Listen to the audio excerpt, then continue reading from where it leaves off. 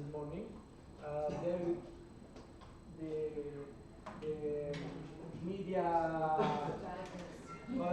party is organizing this. They will suggest the best where to go to have this.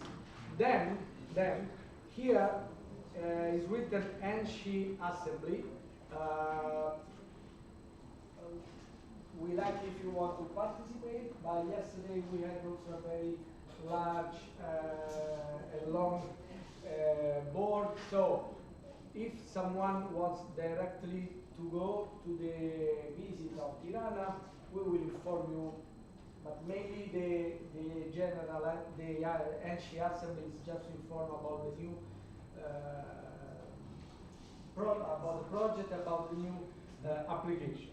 Is more or less that. So let's say around the 10:15, there will be, for who wants, the visit of Tirana. And here there is our colleague, so you can see her, and she will take care about the visit. So who wants to have this walk, this long walk for the visit with a tourist guide, and then you will go directly to the restaurant, right? Yes. Okay. So what time, when who wants to come, when they will meet? Walking. When? 5? Yeah. No, when, okay, when we finish, but where? Here, downstairs? Yes, here. Okay, so downstairs, there will be the meeting point for the visit, okay? Remember, in case who is in the Doro City Hotel can go very fast, that you will not come back from the tour. You will come back, but directly in the it's dangerous for the social media. For the others that they don't go for the visit, in the near the Doro City, so that means also here at the entrance of the university at 7:30, there will be another meeting point for who wants to go walking to the restaurant because it's half an hour, or in case there are some cars and you can take a pickup and go with the cars. Okay?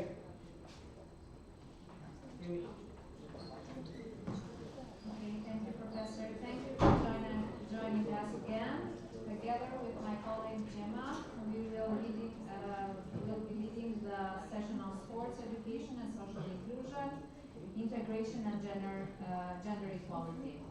Okay, although we are from social science, Gemma from education, and me from social science, we will be tough on time, so it will be again 8 minutes and 2 more questions.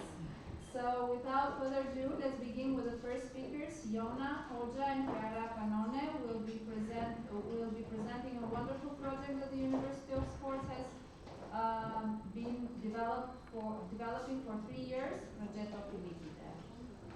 Chiara, the floor is yours. Good afternoon, everyone. I'm Chiara Pannone, PhD student of the University of Sports for Italia, with my colleague Iona Hoja, PhD of the Sports University of Tirana. We present our study, Transformative Sport, the Progetto Felicite experience in Tirana. The aim of our exploratory investigation is to understand the change brought in the context by an innovative sport program aimed at people with autism proposed by Progetto Felicite. This project started 2 years ago in the area of Tirana. So our objectives are to understand the changes bring in the context by Progetto Felicite, and if it can be considered as a good practice in sport and inclusion. So we investigate the characteristics that can define it as a good practice from the point of view of the main stakeholder involved in the development of the project. So Progetto Felicite is a sport association based in Italy that carries out sport activities for people with autism. In 2019, it was recognized as an NGO by the United Nations, and the mission of this association to guarantee participation in sport for adults with autism in compliance with Article 30 of the Convention on the Rights of Persons with Disabilities. So how did Progetto Filippide develop in Tirana? The pressure to start was a memorandum of understanding between the association and the MAECI. Then strong alliance were established with the government of Albania under the auspices of Italian embassy. Furthermore, following a series of school held on the theme sport and autism in collaboration with Corica Italico and the University of Sport of Tirana, Strong Alliance was born with the latter.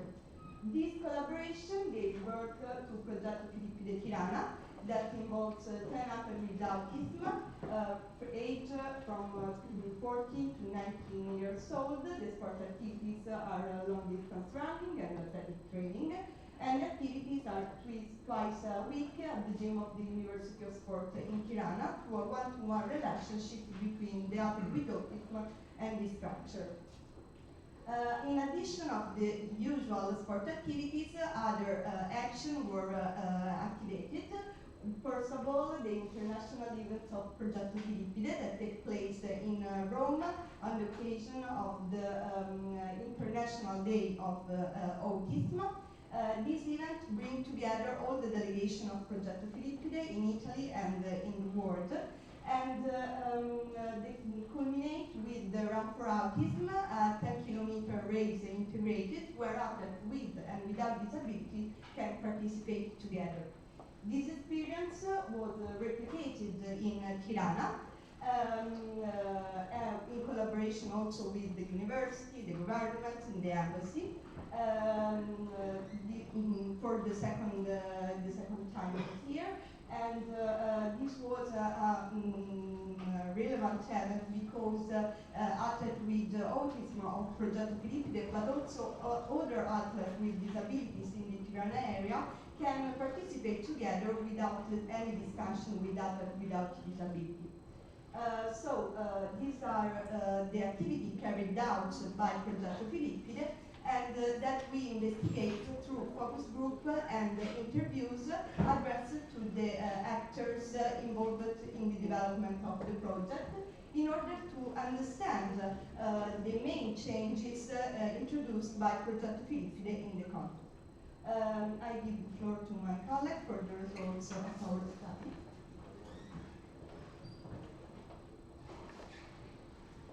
Well, thank you, Cara, and hello to everyone, distinguished guests. Our survey was about the parents' perspective, the transformation impact that the Progetto Filippide has on their children's life. About the physical well-being of the parents, there effort an acquisition of more activity lifestyles and a reduction of sedentary lifestyle of them. We have the parent said, my daughter has become much more active since starting this program. And improved coordination abilities, my son has much more balance and has much more agility. About the emotional well-being, parents said that some of them noticed better emotional well-being and eagerness to attend training. Some of the children get ready the day that they have to train alone. And this is like a positive point for these youngers. Most parents believe that the activities have helped reduce anxiety and stress on their children. About the cognitive function, most parents observe better attention and concentration ability in their child. About the transferable skills, improved abilities have helped children manage complex situations in other contexts, such as finding a job. One of them were able to find a job in this area this year. About the communication skills, the training lead to better communication and social interaction within the group, with the coaches and with the parents themselves. So this is another good point for them. About the social skills, the parents highlight how working in a group but carried out through the training one-to-one, so a training and a younger, is the relationship between athletes and instructors have improved their relation skills. So it's another good one. About the autonomy and dependence, activities have given athletes chances to experience independence, such as traveling to training on their own. One of them is able to come from the home until here and to turn back. As the literature tells us, regularly practicing sports leads to an overall improvement in physical condition, a reduction of stereotypical behaviors. About the opinion of parents on Progetto Filipide, there is an important role about the trainers. The relation one-on-one between instructors and athlete is crucial in the athlete's growth. Choosing long-distance running is, for some parents, express satisfaction in choosing an individual sport such as running. Innovative sport programming area is, there are no similar programs in finishing, sports programming in the Tirana area like the Filipina. Opinions of the parents, we have strength and weak points. The strength points are the opportunity to give to the kids the type of training, the possibility of training, and weak points of parents refer that they are limited on the hours of training. Progetto Filipide, the main impact that has in Tirana, about the main points of the operators, the matters, integration in Tirana, the strength and the weakness. Support of the Italian embassy, that for us is really important because they give a focus on disability. A successful example for them is Progetto Filipide is one of the main they speak about social solidarity and a successful collaboration between the two states.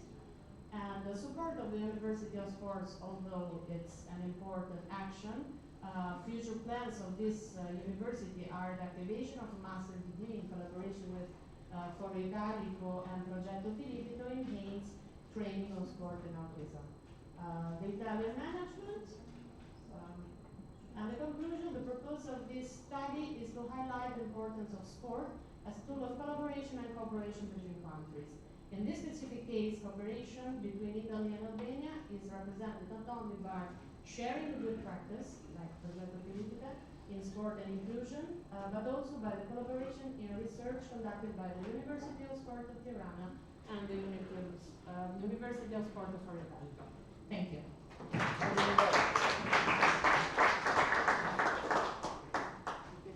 Thank you to Chiara and Iona, and we will be taking questions at the end of the session. So we will continue with the next presentation. Our colleague, Dr. Gemma, is presenting a very interesting topic dealing with perceptions and experiences of youth footballers registered in nurseries.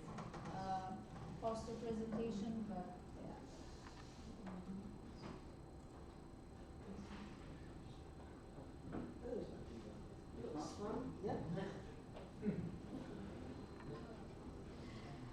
Right.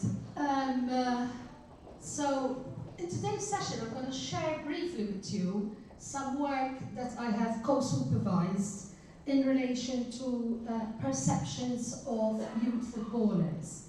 So most of the research about youth footballers tended to come from what other people think, whether it's coaches, whether it's organizers of their activities, so on and so forth. And there are quite a few criteria that is sometimes looked at in terms of looking at what youth footballers want, what will help them be successful, so on and so forth.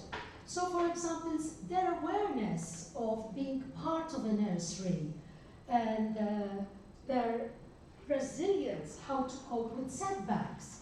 And in addition to that, their goal setting, their passion for wanting to succeed, for wanting to win, for wanting to be part of a team, has also come up in quite a bit of research.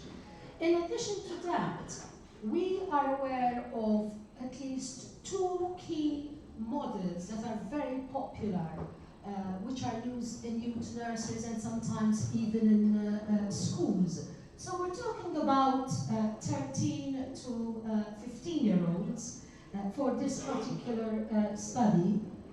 It's not showing 13 to 15 over there, but believe me, it is, like it is in the title. So basically, for this particular age group, we know that, for example, the developmental model of sports participation is one that has a particular age where children are sampling different sports. So between 6 and 12, they are sampling. Then between the ages of 13 and 15, they are specializing. But are they actually specializing? So what I'm going to share with you today is what some researchers have started to tell us, which is we want to know what the actual participants say. And this research came about because Jeremy was very active in a football nursery of a Premier League club, as well as very active in other sports like gymnastics, and was part of an athletics club as a young child.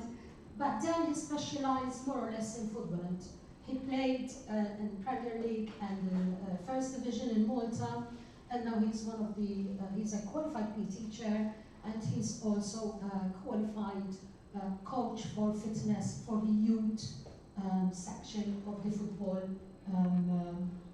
in Malta. And he really felt that we need to hear more what the actual participants want to say, not just what coaches think.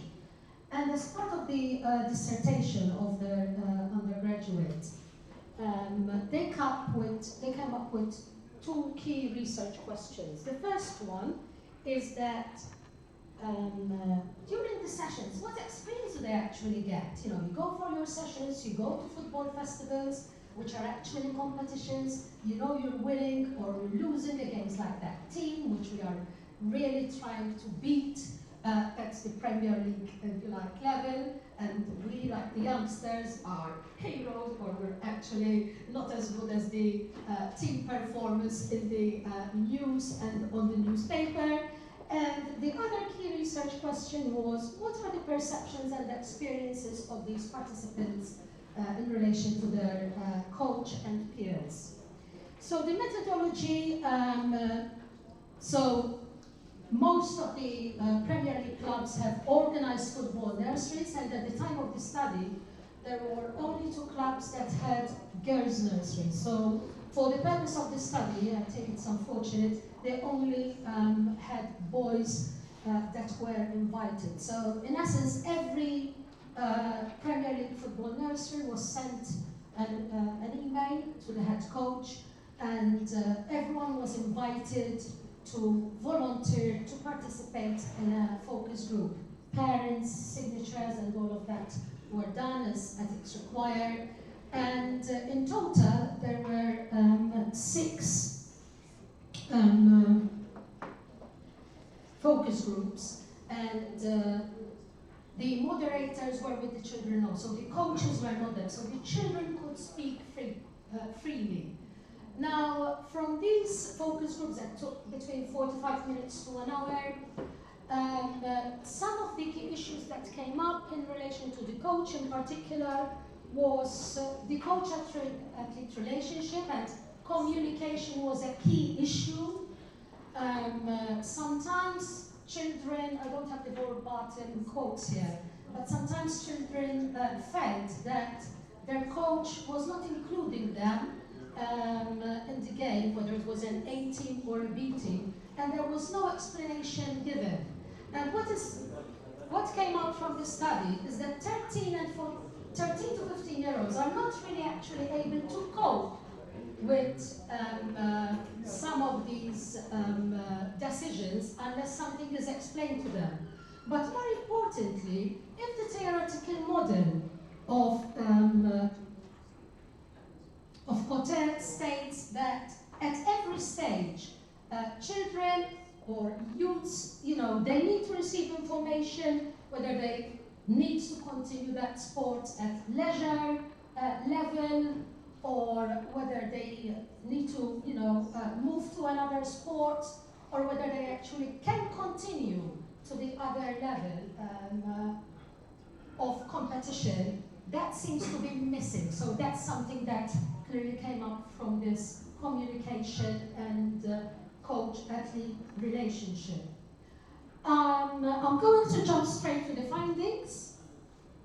I'm conscious of the time. So basically, these young children 13 to 15, they said that they want their coaches to be fair, to remain calm, to be caring. So some said, even when I was injured, the coach will shout on me. So in the Mediterranean, I noticed it a lot because I come from the Mediterranean, and I work in the United Kingdom where shouting is not allowed.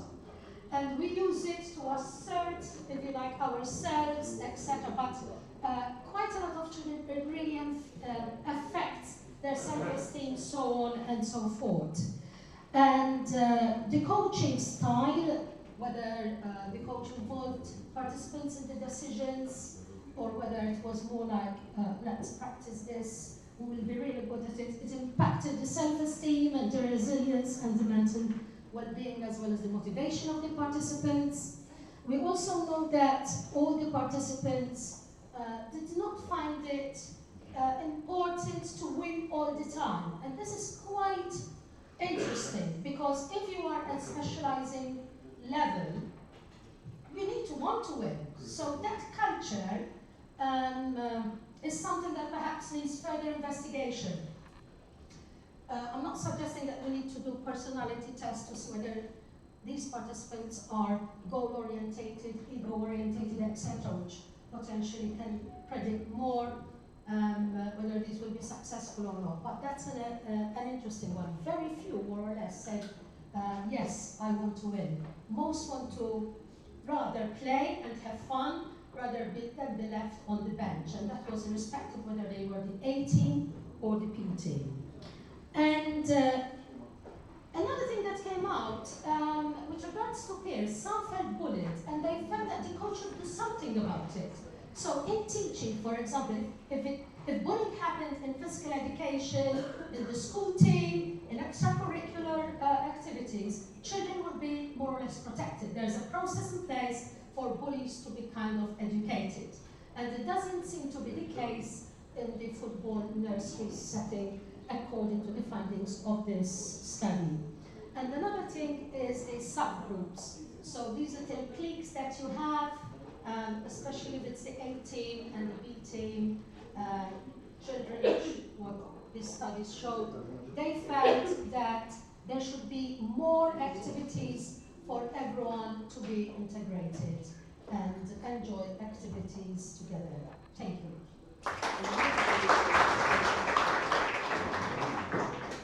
Thank you, Dr. Gemma. We will take questions at the end for this interesting topic. And now the floor goes to the initiator of this forum, Professor Antonio Pesitore, with an interesting topic on what?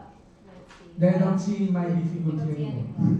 Still 8 minutes, Yeah, even sure. though you are president. Yeah, sure, obviously. Thank you, Chair. So, irrespective of the level of impairment, of the severity, or the form of the impairment, what people living with disabilities have in common is that they have to face daily barriers, psychological, physical, social issues that are, let's say, facing their daily activities. Often we say that to overcome these barriers, we take sport as an example. But sport doesn't mean that always doesn't have barriers. And often instead, sport has barriers in itself. We have such as lack of awareness, inadequate funding, lack of support, poor inadequate assistive devices, lack of appreciation, poor training, equipment, and so on. We can continue with a lot of barriers. But also the role of the sport coaches has to be considered, because several literature also shows that one of the major factors limiting the access to sport for people living with disability is also given by the coaches. But the coaches, they often, and also the literature often is focused on athletes, but also the coaches themselves can have difficulties. Here, in this case, there is Andrea Tarriaga. He's our former student and also the University of Italy, and he is a goalkeeper coach.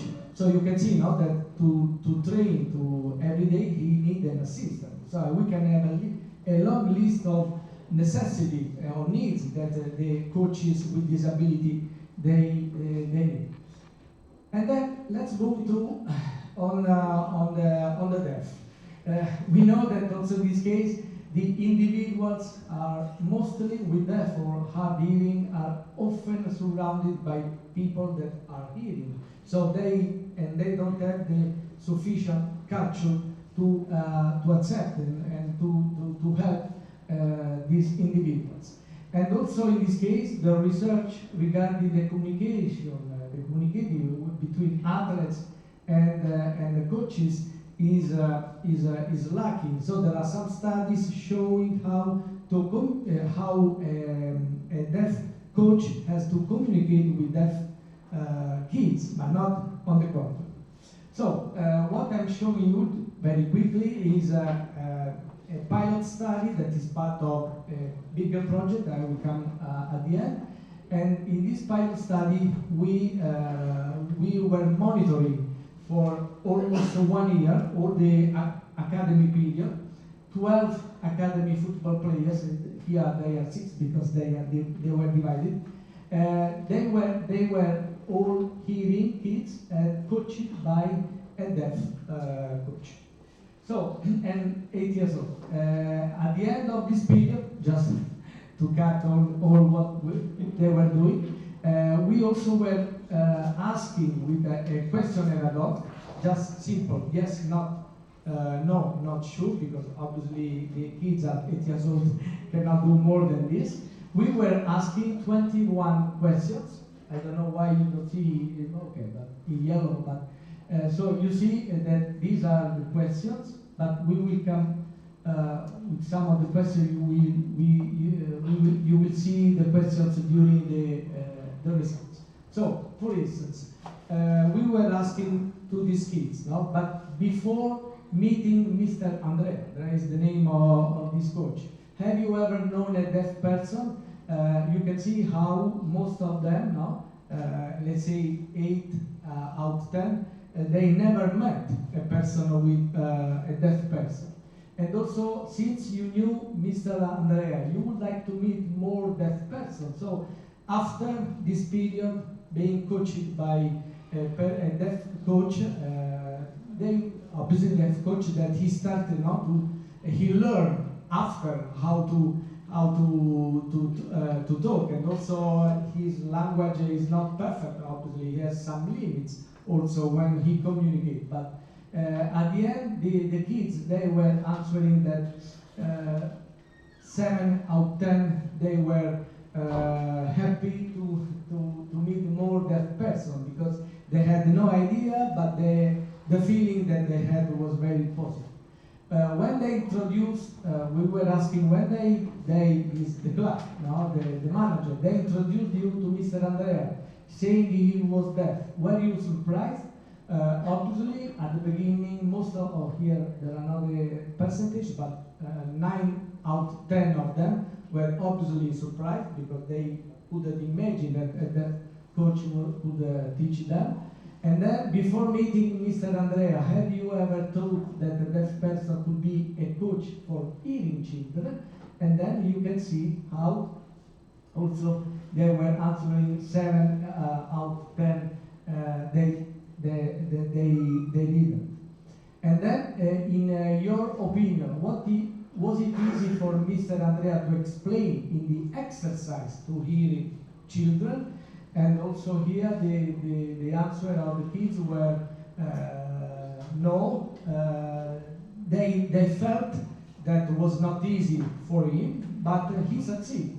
Yeah, and then, is it important that Mr. Andrea was demonstrate the exercise after explaining, and that this is also the reason why they were answering that they were not surprised, because he was very good to show also the exercise. Let's say to use different didactical intervention. For you, was easy to understand Mr. Andrea's explanations, because as I told you, he was also speaking not with a normal voice or a correct language, but they say that for most of them, because obviously they were creating empathy, so for most of them it was easy to follow him, also his particular language. And then, have you ever found yourself not understanding an explanation from Mr. Andrea? And so half of them say that they did, but also, do you think that there are some, one minute I have, yes? I'm going to finish, only 2 slides. Do you think there are some of your teammates can communicate better than you with Mr. Andrea? They, some of them, or they told that even some of the teammates were better to communicate, but not to understand. And this is also very interesting. And then, okay, Mr. Andrea was proposing funding trainings, for that at 8 years old is really the most important thing, then most of them, and then Mr. Andrea is a good coach. So, this is the last slide. Going back, this is a part of a bigger project that we think that as a university we don't have the not the obligation, but we don't only have to take care of the education of deaf students, and then there will be deaf coaches, but also to take care how they go. They can be they can go to placement in the clubs. And just to finish, which was the strategy of Mr. Andrea to be successful, no? We asked him, and he said, okay, make sure you get in your attention when you communicate with them, because they are 8 years old, but he had fact this disability. Non-verbal communication has to be congruent. At the beginning of the relationship, use our redundant communication, asking always for a feedback, if they were understanding or whatever, and using feedback describing the goal of the exercise, validating feedbacks and stimulating them. Finish. Thank you very much for your attention. Thank you, Professor Tessitore. And the next presentation will be given by a distinguished professor, Professor Gaetano Raiola from Pegasus University in Italy. And the topic is the world classification of exercise and sports science versus European one, passing through the EU member countries classification. Thank you, Chair. This is the presentation about the epistemology and the fact that the development of exercise and sports science in the world. Introduction. Exercise and sports science have rapidly expanded in the world, especially in some countries, especially in Italy, because the law is changed, is developed very quickly. But despite this evolution, there are some problems about the communication of the people for its impact, because in the world there are the global communication, but in the same state of the world, especially European country, as the other system of the impact of the communication. Because the ERC scheme, European Research Council of Executive Agency, there is the sub-partner of sports sciences. And in world classification, there is this sub-field, sports science, and so on. There is two sub-field of sports science. This is the problem. Sorry, this is the problem for the difference between world classification and European classification and some classification of each state. Ioannidis is the symptomatrics of Stanford University as ranked and rated the people, the research of people of every part of the world, according to classification of science metrics. And for this reason, we can communicate in every part of the world, because we have the same language about the evaluation, about the conducting, about the content of exercise and sports science. What is the aim of the study? First of all, examine the lack of inclusion of exercise and sports science in European classification, taxonomies, identify the impact on some European countries with a different knowledge classification, for example, Italy and Germany and France. Assess how this classification differs from the European research council share model, and the last, suggest action to unify scientific language and communication. Method is a comparative analysis of documentary research to compare the classification of European research council science ethics, which means the big organization, the largest organization in the world that classifies exactly every scientific knowledge in the world. And from Italy, I am Italian, is the classification of National Council of University Body. This is the scheme that you can see the three classification. The first one, ERC3. It is organized in three domains: life science, physical and engineer science, and social and humanities science. And there are 403 sub-panels. What is the application? Allocation of funding for research project in the European Union. What is the critical aspect? In the over sub-panels, there is the sports science sub-field. Science-metric classification is too small than the ERC share because it is organized in 5 domains, 22 fields, and 176 subfields. What is the application? Global indexing and evaluation of research production. What is the critical issues? Discrepancies with existing national classification, such as Italy.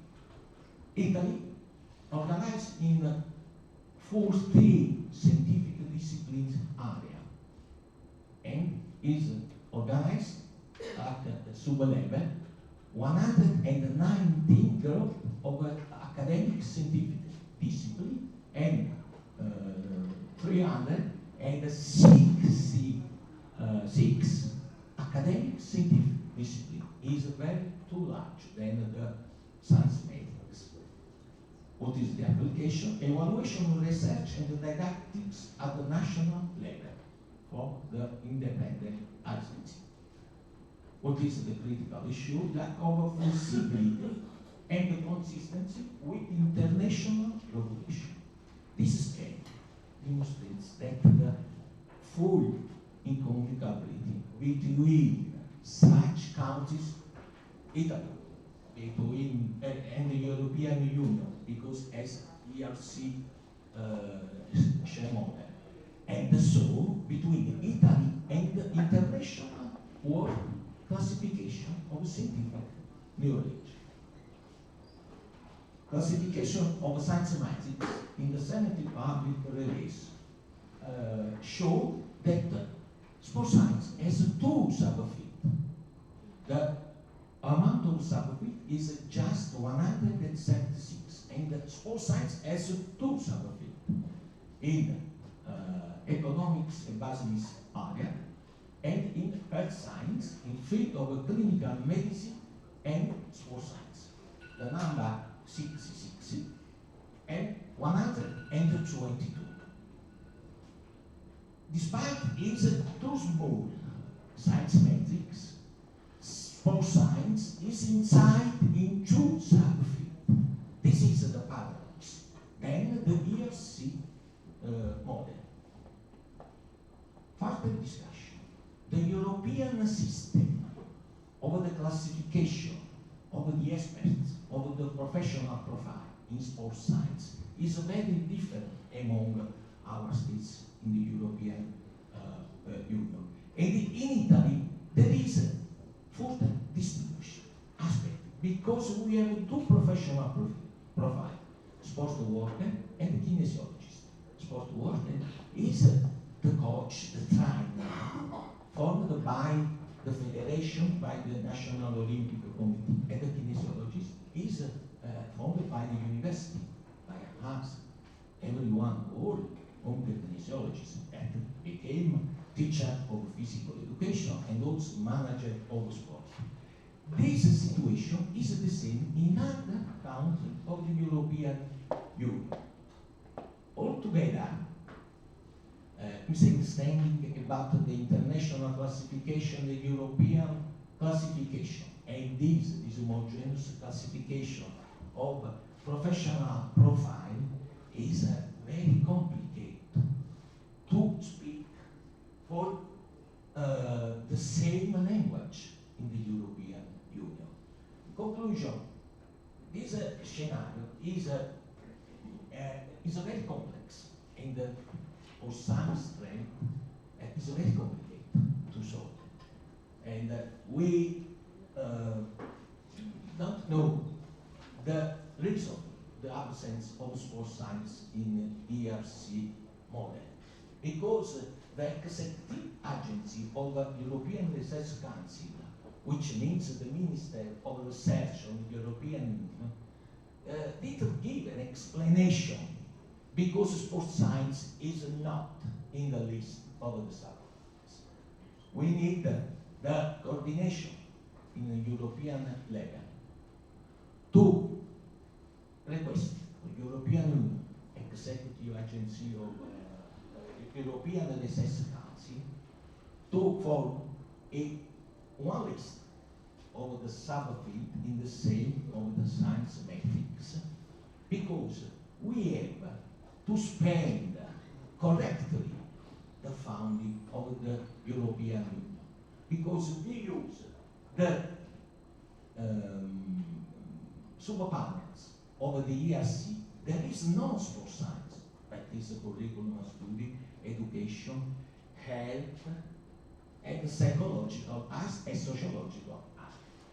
This is the occasion to ask to ENSE Forum to organize for the new entities of Albania and other countries of Balkan region to reflect in this situation.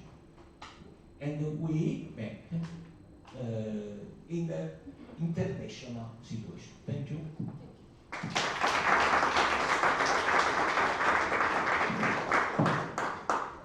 Thank you, Professor Barbara. And the next presentation, the last one, will be delivered by Tiziana Di Santo and Francesca Delia from the University of Salerno, Italy, on the topic on the teaching methods of physical activity in generalist teaching training in Italy. Yes, thank you. Thank you for letting me speak and talk about the generalist teacher training about physical education in Italy.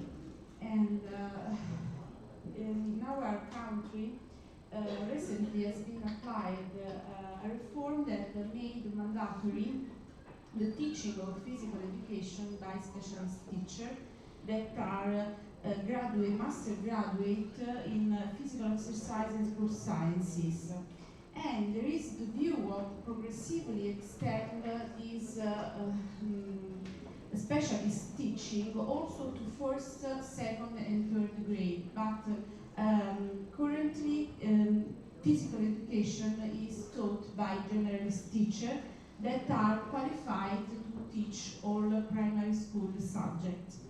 After the reform, there has been a partial modification of the Italian primary school system, either for the mixed teaching organization, because specialists and generalists teach the same subject, but in different grade of primary school, but above all because it produces inequalities.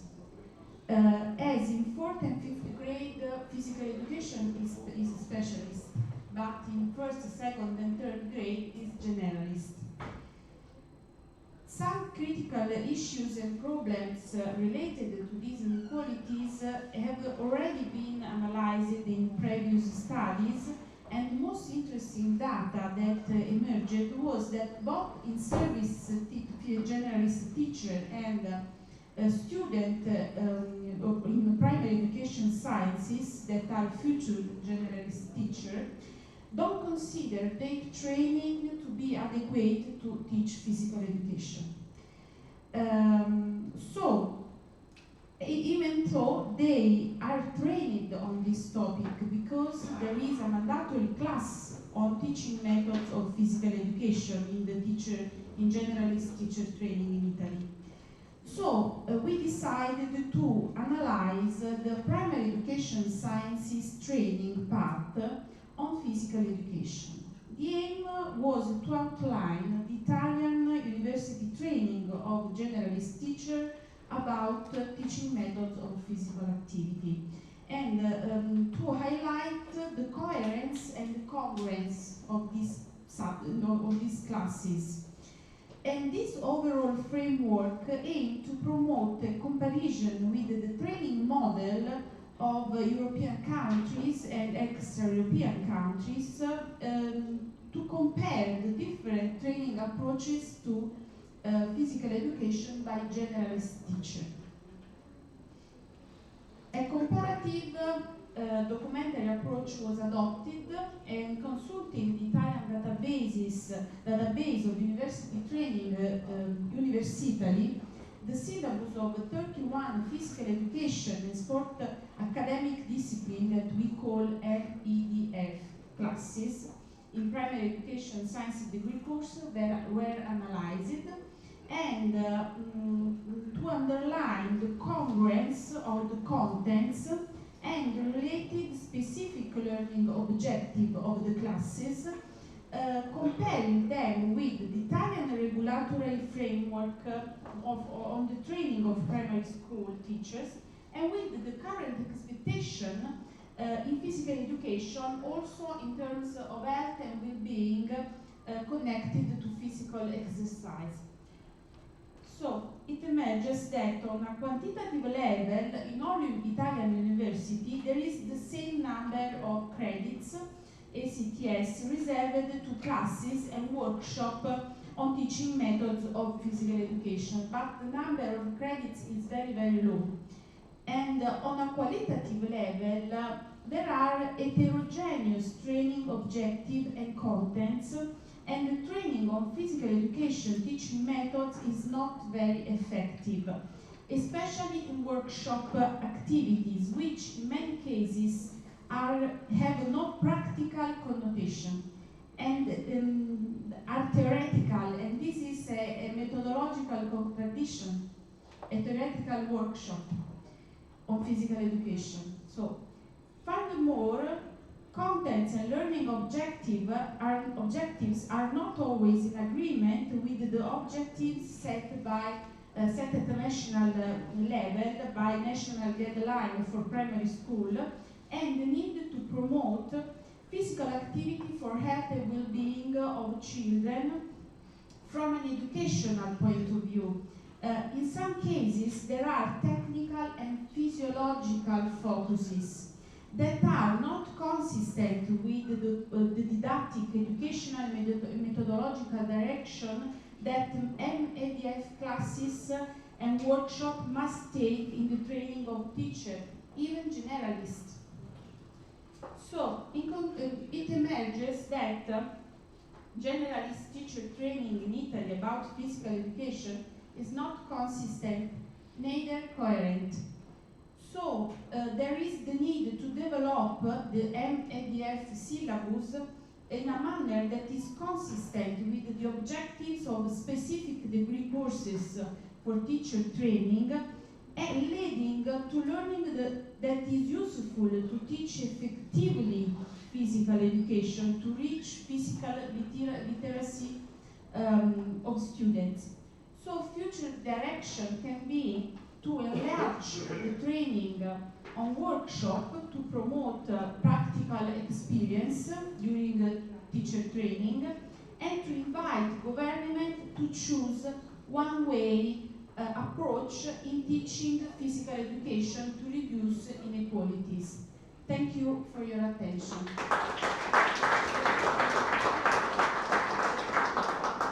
Thank you, Tatiana, for being on time and for this very interesting presentation. We are open to take questions now if there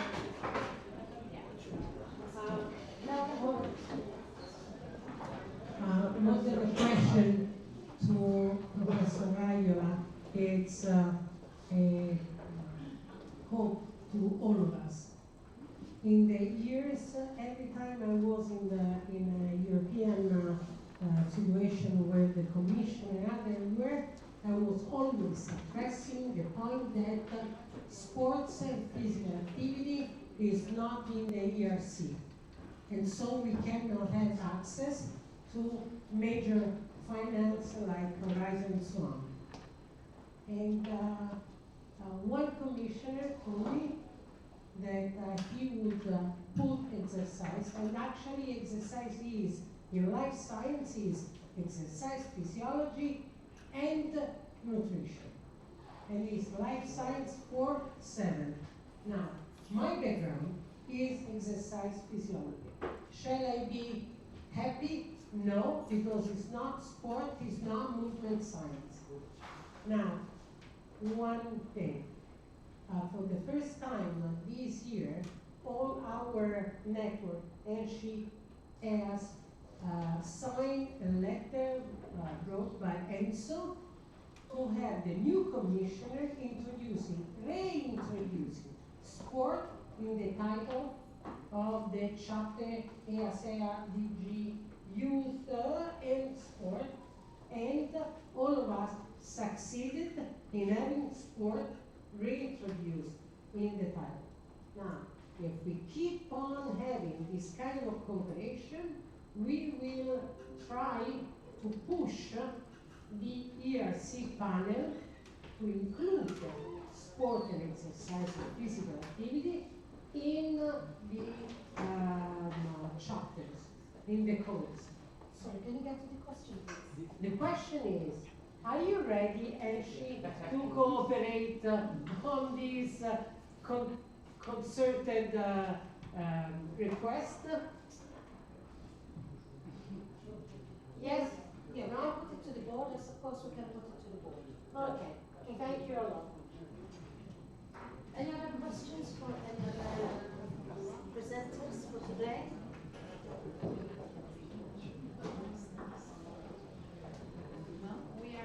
Yeah, thanks for your contribution, and we appreciate your passionate concern, and we'll take it forward.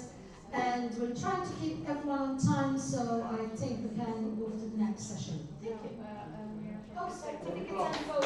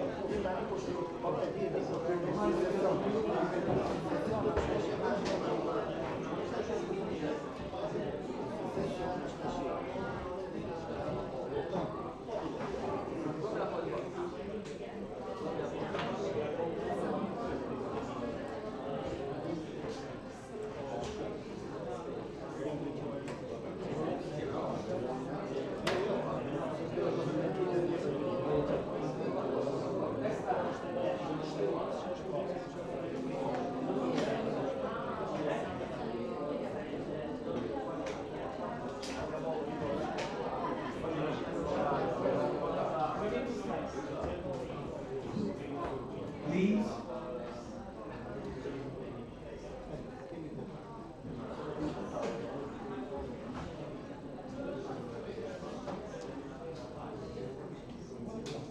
Welcome to everyone. Excuse me. We have to start the next session. Sports education, sports science, and PE curriculum. The first presentation is Francesca Lega, Sports Education in School, doing curriculum studies and competition. In Italian case study to compare 12 countries. Please, you have 8 minutes and then you will about of the discussion. Okay, thank you. Again, good afternoon. I am Francesca Delia. I am not multiple personalities. Tiziana Di Santo is, I work together with Tiziana Di Santo that make a PhD on physical education. I was a PhD tutor, and we make together this research about on physical education on a wide research. I will introduce with this presentation the Italian model of sport education in school between curriculum study and competition, because combining high-level sporting activity with study and work represents a challenge and one of the key priorities established by the European Commission, as we have learned thanks to Professor Laura Capranica and the session on the career. And there are, in fact, many projects in European member countries which have supported the conception and dissemination of initiatives and projects funded by the European Union, and there is an emerging and multidisciplinary body of literature with a geographical concentration on European studies. And many constraints and facilitators at the intrapersonal, interpersonal, structural level were recognized. And despite the many initiatives implemented and the numerous funded projects, there are gaps both in literature and in practice regarding the support necessary for junior athletes' dual career with a comparative European and extra-European perspective. However, the literature is a little, but this is Italian national, the literature about national initiative that is quite extensive. There are in fact several studies that have dealt with and explored the development of dual career for Italian secondary high school students, analyzing peculiarities and problems, proposing models and good practice, but there are low evidence on the educational continuity between high school and university, and about the degree of dispersion of the sport talents nurtured during high school. We don't know how many continue their path, their sporting path, their dual career path. And whether during high school education or in the transition from high school to university or in the world of work. So the general aim of this study is to describe the Italian approach to dual career of a junior athlete student in order to highlight the Italian know-how in supporting the careers of student athletes and to protect the presence of young talents both in sport and in the educational system. A documentary approach was adopted, and the analysis of literature and the reading of the ministerial documents and report has been carried out. Unisport Italian shared database on dual career in Italy was also consulted to know the Italian university dual career offer and to identify initiatives implemented by universities to promote continuity between high school and university. In Italy, the first experiment aimed at supporting the dual career of student athletes was in 2015. And after 3 years of experimentation, considering the positive outcomes of the experimentation, gave the start to the high-level student athlete project, which provides innovative training, also supported by digital technologies, intended for high school student athletes that are enrolled in state and private Italian secondary high school. The student athletes are identified on the basis of criteria established and updated every year in agreement between Ministry of Education and the Italian Olympic Committee and the Italian Paralympic Committee. The project allows students that are involved in sporting activities at regional, national and international level to make compatible the educational path with the competitive one through the personalized training path. The project provides for the identification of one or more teachers which become school tutors and for each participating school who have the task of defining with the competent class council the personalized training path for each student athlete. And it also provides for ensuring the coordination between school and sport organization that similarly have a sport tutor. As part of a personalized training project, the sporting activities practiced by student athletes can be recognized as part for transversal skills and orientation. And that is a teaching methodology that allows students to combine their theoretical school education with a period of practical experience at a public or private institution. And these activities are mandatory in Italian high school. Furthermore, up to 55% of students, 25% of student athletes' personalized hours spent in school activity can be made available online, both through the use of a specific learning platform set up at the national level and through other tools identified by the school institutes. Finally, all activities relating to the project will contribute to the determination of the school educational credit and are valid until the end of the school year and must be certified by the class council. Also for the purposes of the admission to the next year or the admission to the high school final exam. The high school level athlete project was very successfully in quantitative term. According to data by Ministry of Education, the number of students and consequently of schools that who participated in the project has grown exponentially from the 450 students in the first year of the project to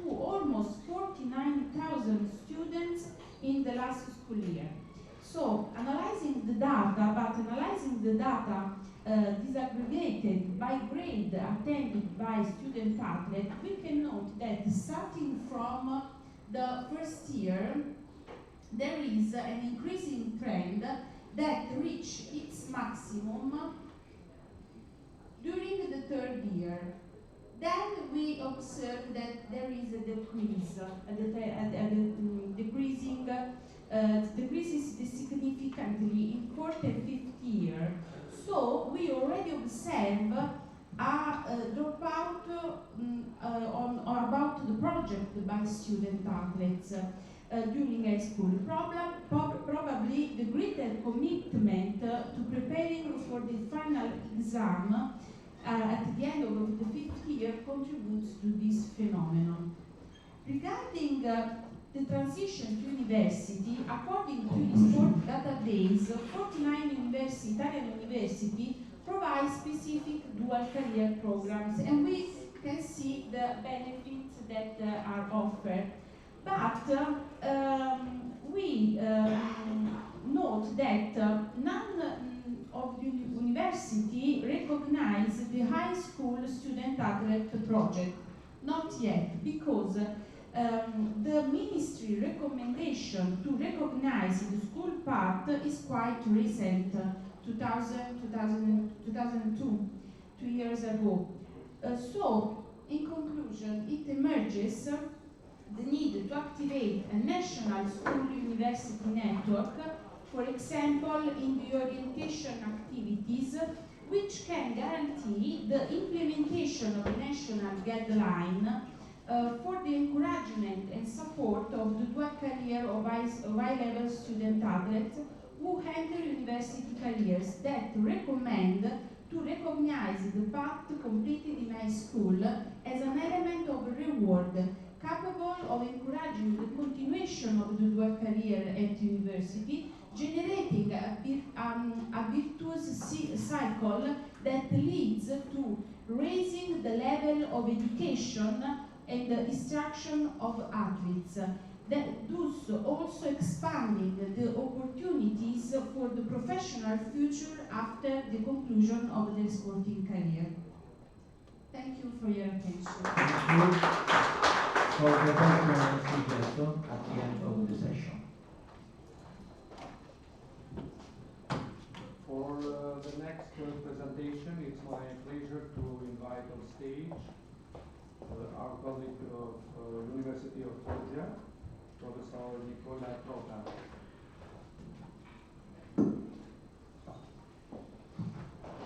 Hello everyone, it's a pleasure for me to be here. Before starting this presentation, I would like to thank Professor Stanicando for this collaboration. In this short communication, we will discuss the compulsory teaching of physical education in primary schools, introduced in Italy by specialist teachers to achieve the objectives of the Next Generation EU initiative, and the European financial instrument aimed to counteract the losses incurred during the COVID-19 health crisis.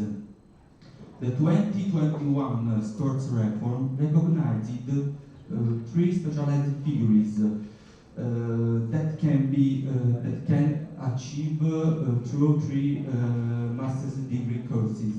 The sports physiologist, an expert in sports performance, the kinesiologist of preventive and adaptive of physical activities, and the sports manager in management, organization and conduct of physical activities.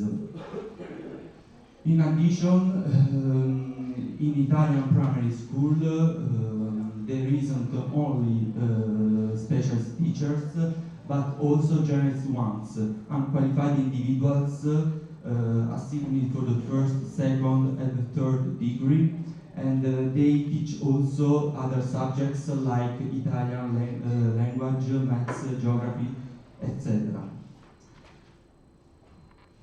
However, the literature is still modest about the training required to provide physical activity in primary education by specialist teachers. So the objectives of this study is to evaluate the impact of compulsory teaching of physical education by these teachers through comparisons on perceptions and opinion of a different kind of stakeholders.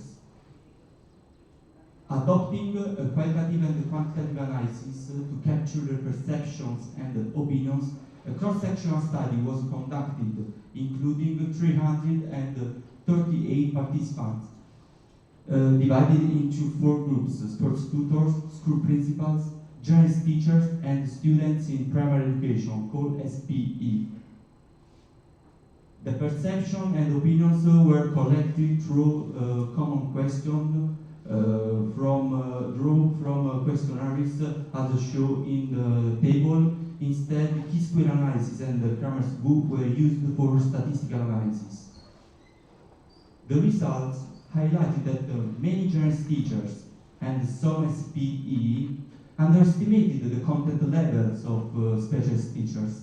In fact, they considered the training of a generalist teacher fairly adequate to teach physical education, and they stated that additional courses were fairly sufficient to improve it, unlike to sports tutors and school principals.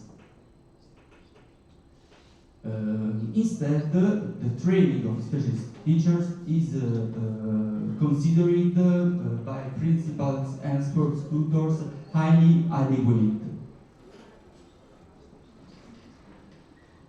In addition, the majority of generalist teachers believe that the time children spend moving during the school day and the time dedicated to physical activity was adequate and sufficient respectively, in contrast to school principals, sports tutors, and SPE. In conclusion, the training of generalist teachers is needed to be reviewed and improved due to the different perceptions and opinion collected. So the inclusion of specialist teachers is warranted for enhancement of physical education in primary school. Besides, the relevance of this research lies in its innovative method and content, which could be promoted according to the perspectives of the ENSE in the Mediterranean and Balkan regions. Extending this topic, this scope, to such territorial context overcomes bureaucratic hurdle of equal limitation to its 27-member country, as physical education does not only play a key role for development of physical skills in primary schools, but also contributes as a driving force for EU integration. Thank you for your attention.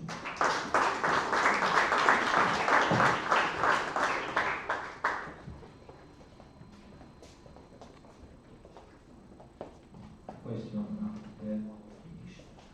Introduce now Sara Liberti from University of Pegaso about research methods and practical application in sports and physical education professional profiles. Thank you, Professor, for my introduction. So, good afternoon, everyone. I'm Sara Liberti, a PhD student candidate from the University of Pegaso, and today I'll show you a work entitled Research Methods and Practical Application in Sport and Physical Education Professional Profiles.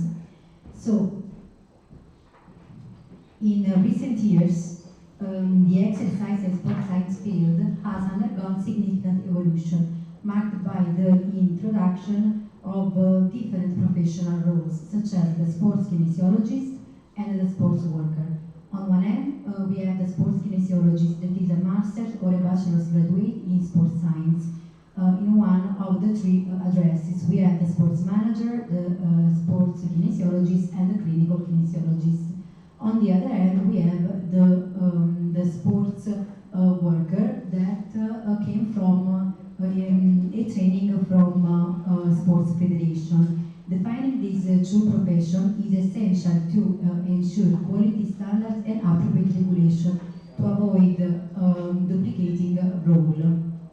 So now we are going to decline the characteristic of the sports worker and the kinesiologist. First of all, we have the sports worker. The sports worker performs its activity by registering with the value-added tax register. Then the assignment of the occupational qualification is drawn to the ATECO codes, qualified, updated by the Italian National Institute of Statistics. And finally, it should be a member of a sports organization, especially after a positive outcome from the National Sports Qualification system of the Italian National Olympic Committee. On the other hand, we have the kinesiologist that had a master's degree or a bachelor's degree in sports science. They must be registered in registers by the Department of Sports of the Presidency of the Council of Ministers in order to practice legally. In this context, it will be useful to measure the effectiveness of a regulation and to assess the impact of the legislative innovations in sports work field. So the aim of the study was to investigate the perception of internal and external stakeholders in sports field regarding the new professional figure, the sports worker and the sports and the kinesiologist, paying particular attention to the discrepancy of the two formations, because we have the sports worker that is trained by sports federation and the kinesiologist with a university training.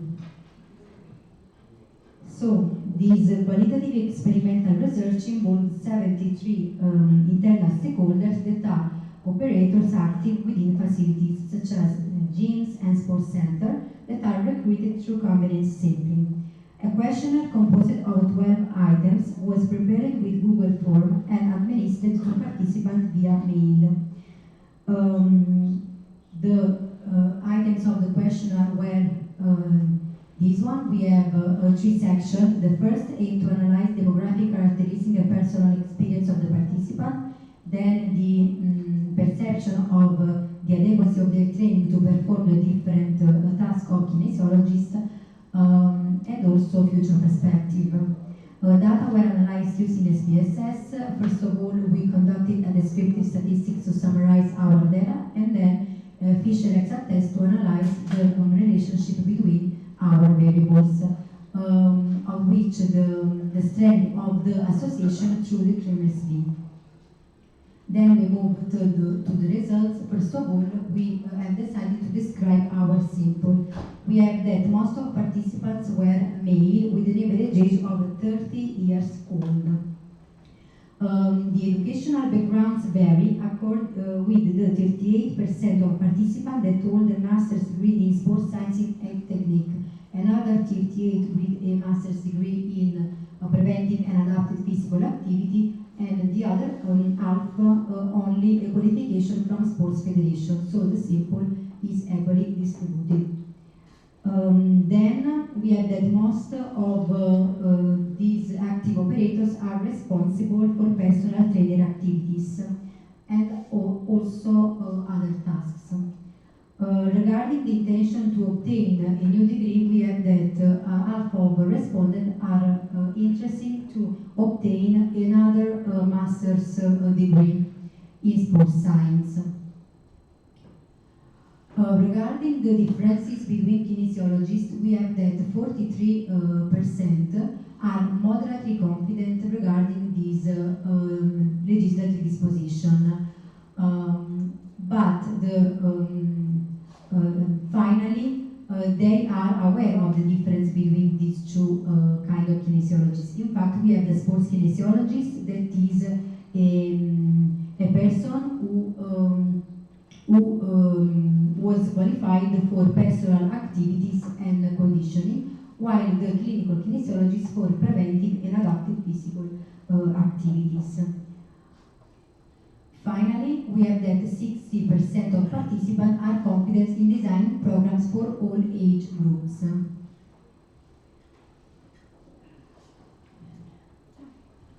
Okay. Regarding the other perception, we have that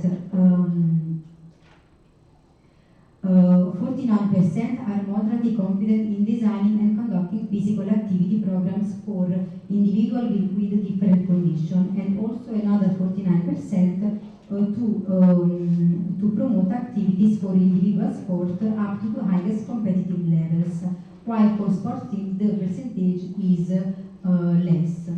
Finally, the 43% are little confident in organizing and planning activities aimed to prevent postural alteration and post-rehabilitation functional recovery. So most of participants stated that this was the most likely to recover. From a Fisher test that analyzed the relationship between variables, we have 5 significant relationships. The first relationship is between the level of confidence in designing physical activity programs and the familiarity with the differences among different kinds of kinesiologists, with a p-value of 0.0013 and a Kremelski of 0.3.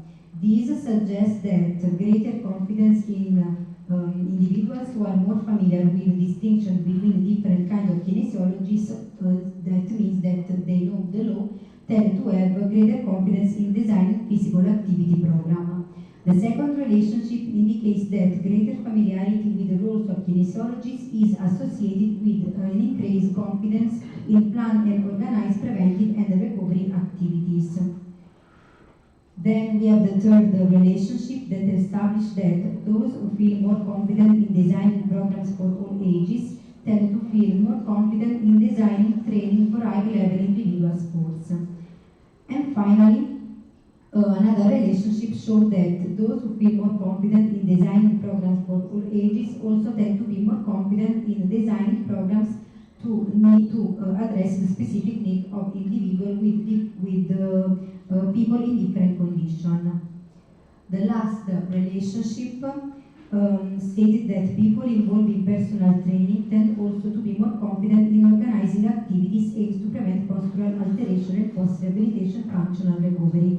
This is likely because personalized training activity requires also consideration of each individual's unique characteristics. What highlights the study? The study analyzed, first of all, the lack of clarity of the role and competencies of different professionals in exercise and rehabilitation skills, and also the lack of specific skill to manage postural dysfunction and other specific physical conditions, especially post-injury rehabilitation. Limitation of the study are, first of all, the sample size and potential subjectivity of participant perception. In conclusion, the innovative aspect of these methodologies lies in their ability to connect the empirical research with the professional practice, highlighting the practical application of the scientific studies. The use of structured questionnaire and also the advanced statistical analysis allows for monitoring not only the subjective perception of professionals, but also identifying trends and area for improvement. Furthermore, this approach reflects also an increasing need to measure the impact of the public policies, ensuring that the new professional roles operate within a regular framework that meets public health and well-being needs. This innovative research methodology could also be extended at European level, involving also the Balkan region, a key area in this conference, which has an interest in becoming part of the European Union. A large-scale investigation across this country focused on the analysis of sports profession would enhance sports education, and ENSE will be an excellent catalyst for this effort. In summary, this study will be useful to extend our sample, administering this questionnaire in order to analyze the impact of public policies also in the Balkan region, improving our sample and to compare the difference of perception among different kinds of stakeholders. Thanks for your attention. Thank you very much. Next presentation, protocol. Now, Mr. Giovanni Esposito from University of Salerno is invited on stage to present for us his presentation. Thank you. Good afternoon, everyone. The aim of this study is to analyze the scientific production as well as the scientific impact of Italian scientists trained to the scientific field of exercise and sports science.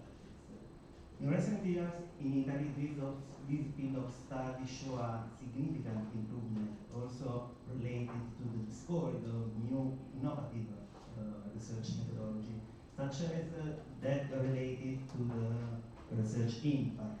The term impact refers to the influence or significance that studies or research have on a global scale. Generally, the impact can be assessed through several indicators, such as the number of articles published on the most famous database research, the number of citations, and the third one is the Hirsch index or H index, which allows to combine to assess the scientific prolificity of a scientist, taking in account both the number of citations and the number of articles. Now, 20 years later, after the recognition of exercise sports science at university level, it's now important to analyze, to assess the impact of scientific researches using the international classification knowledge adopted by international community scientists, previously cited by Professor Ryder, which is classified using domains, fields, and subfields. So the aim is to analyze the impact of these scientists through the use of 6 keywords specific to the subfield of sports sciences. The method consists of several steps. The first step was define the 6 keywords specific related to the subfield. It was conducted a qualitative analysis in order to choose only those keywords related to the subfield and only to any overlaps between these keywords. After that, through the researcher discovery function of Scopus database, we search each of these keywords in order to collect the metrics related to these keywords. And the researcher database returned only a list of a maximum of 200 authors. Between these authors, we identified only the Italian scientists framed into the 2 academic scientific disciplines, that of physical training and methodology, called MBF01, and that of sports science and methodology, called MBF02. So we, after select these scientists, we collect these metrics, the total citation and the total H index related to the overall production, scientific production, and the relative and H index and the relative citation, which instead refers to only to the 6 keywords related to the subfield of sports sciences. The 6 keywords are this one, and after that, to analyze the trend between total and relative metrics, we use the Spearman correlation. This table shows the trend between the 2 academic disciplines in aggregate manner. We can see that the software returned only 83 Italian scientists, 24 full professor, 54 associate professor, and 25 researchers. The second table instead returned the data, consider the 2 academic scientific disciplines in a disaggregated manner. For the academic scientific discipline of MDF01, the software returned only 17 full professor, 13 associate professor, and 12 researchers. For the other academic scientific discipline, instead 7 full professor, 21 associate professor, and 13 researchers. The experiment correlation shows a significant correlation between total and relative metrics, between total H index and total citation. This is very important because the total impact is significant with the relative metrics. This is the graph related to the citation. We can see how the discrepancy between the total and relative citation high during the years. Instead, the H index on the right, reduced over time from 2017 from 2022. It's important to define why we choose this time frame. First of all, to analyze the most recent trend related to the subfield. Another important aspect is that Scopus, which is the largest database related to scientific metrics, it has a limitation, allows to analyze the metrics only on a specific database, only on a specific time frame. This table instead shows the significant correlation between the metrics, consider the two academic disciplines in a separate manner. Also, in this case, we can choose, we can see a significant correlation between the metrics. On the at top, we can see the trend related to the academic scientific discipline of MBF 01 and MF 02 related to the citations. At bottom, we can see the trend related to the attendance. We can see that the trend is very similar to that of the academic scientific discipline in aggregate manner. So in conclusion, we can see that this type of study allows to analyze the development of the scientific production of Italian scientists. But only 83 scientists have been returned from the database. In Italy, at the end of 2022, the Italian professors were 250. So almost 1/3 of Italian scientists produced related to the subfield of exercise for science. In another study that was published recently, we also analyzed the impact weighted by the rule covered by an author into an article. In fact, Scopus database allows to identify the position covered by an author, the first author, the last author, the co-authors, and the single authors. It was possible to analyze the impact through the use of several ways. 100% for the single author, 50% for the first author, and 40% for the last author. The co-authors only the 5%. So having the metrics related to the impact and having the metrics related to the weighted attendance, it was possible to create a ranking according to the total impact, the relative impact related to sports science subfield, the total impact weighted for the position covered by an author, and the relative impact weighted by authorship. So it was possible to analyze over this period, from 2017 to 2022, the top 10 of Italian professors which products related to this subfield. It was interesting, in conclusion, to extend this study also in another country in order to analyze how the trend, how the production of the subfield related to sports sciences cover in the other country compared to the other country of the European Union. So I think that, as said before, that this Congress will be the opportunity to talk about this aspect. Thanks for the attention.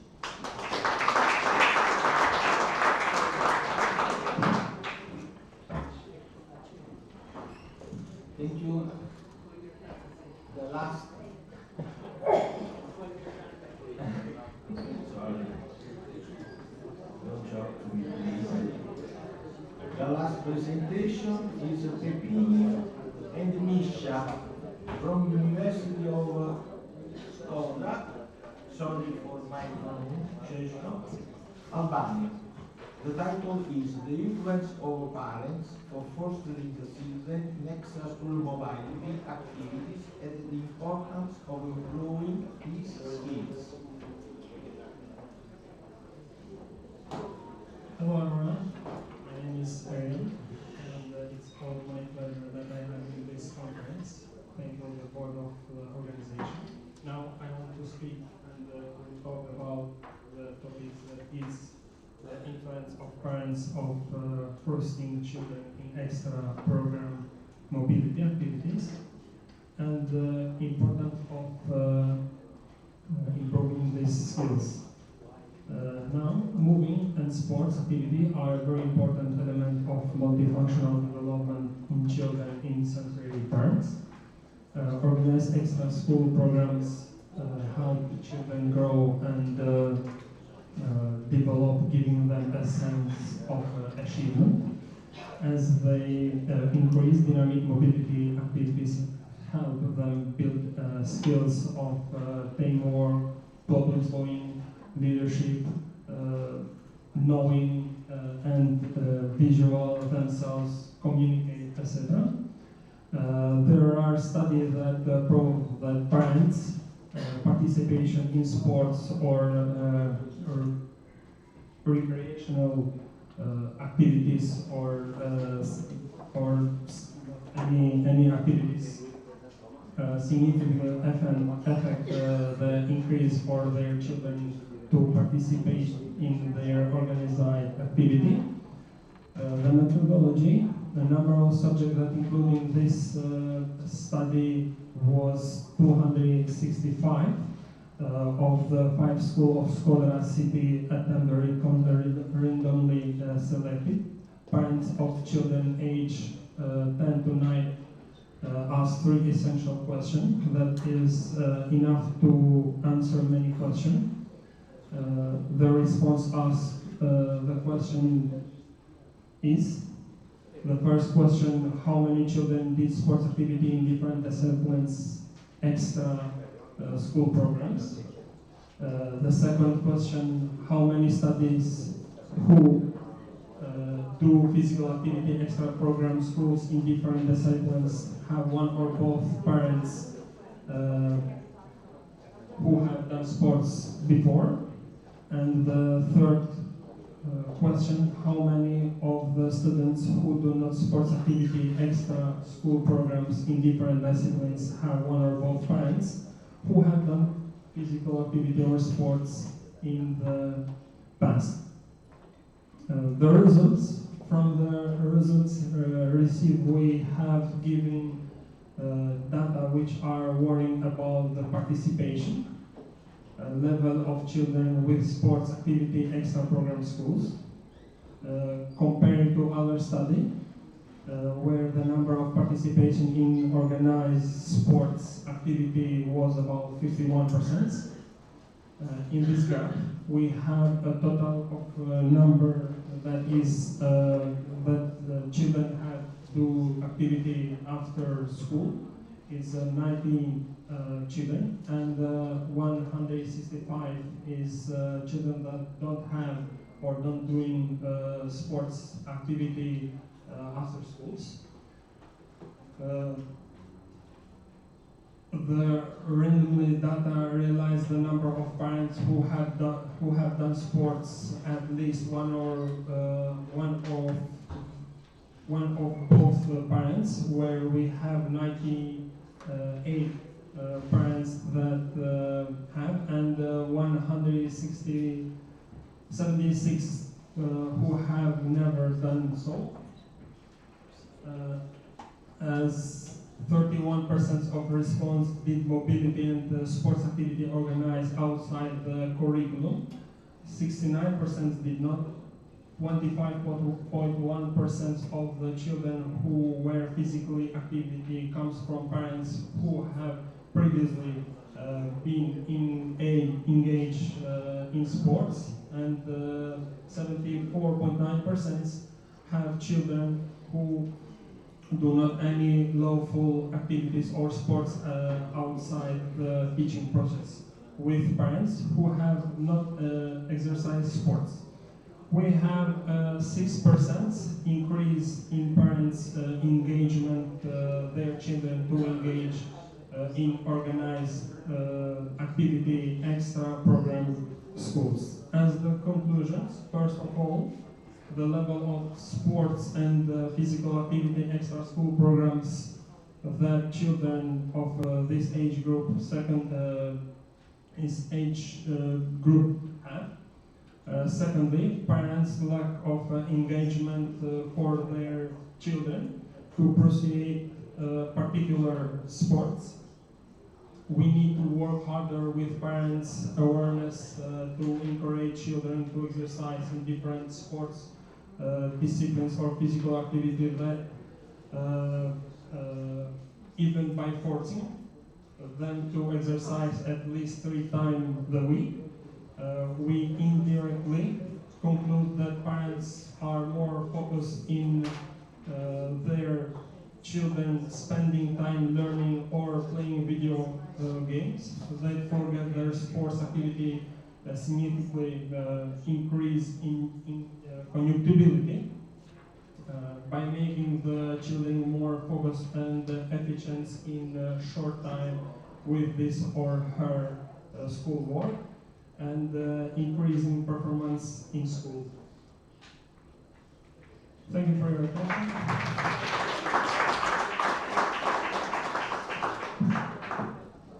Thank you for your presentation. Okay, for the presentation on the impact of screen-based technology on the well-being of primary school children during the last years, a little summary. We invite on stage our colleague from University of Shkodra, Eliona Pecini.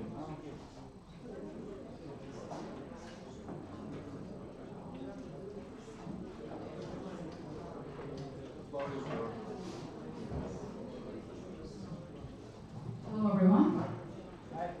It's a great pleasure for me to be here. I come from Shkodra, from University Euro-Balkan-Med, from the Department of Informatics.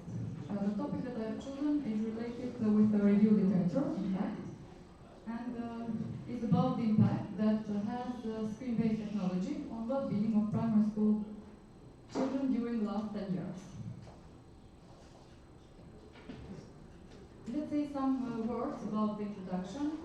It's related about the other researchers that, and our purpose is to review and to see what they have studied about the impact that screen-based technology has on these primary schools children, always during these last 10 years.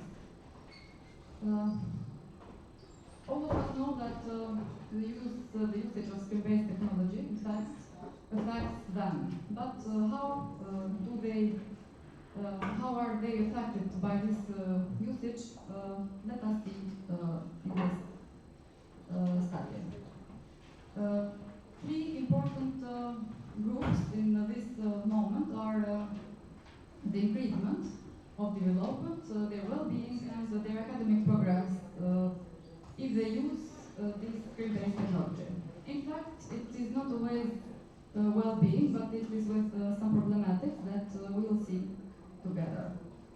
So better support for children in this situation should be from their parental influences, like reducing their own screen time and argumentation of what is healthy or what is not, so they can contribute for their future, for their children's future in this case.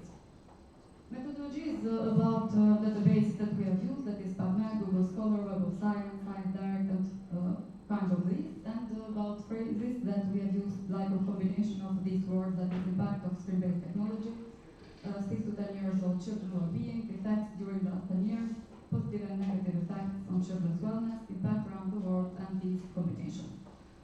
I will not waste time here because it's about the moment that I have chosen 26 articles, but still the moment that I have chosen them is explained in the methodology. Here we have 4 groups that we have divided all our articles that we have chosen, and the first one is about the parental influence. That is the first group here, this year. Also, we have 3 other groups that are all of these 3 groups related with parental influence on these children. That means that not always the influence is good, but there are some cases in our articles that not all parents or articles, in fact, are not not related with the parents influence. That's why we have grouped them with 3 other stages that means that are not related with the parents. 3 other sections here, this one, and this one, are related with the problems or the negative impact that screen-based technology has on their well-being.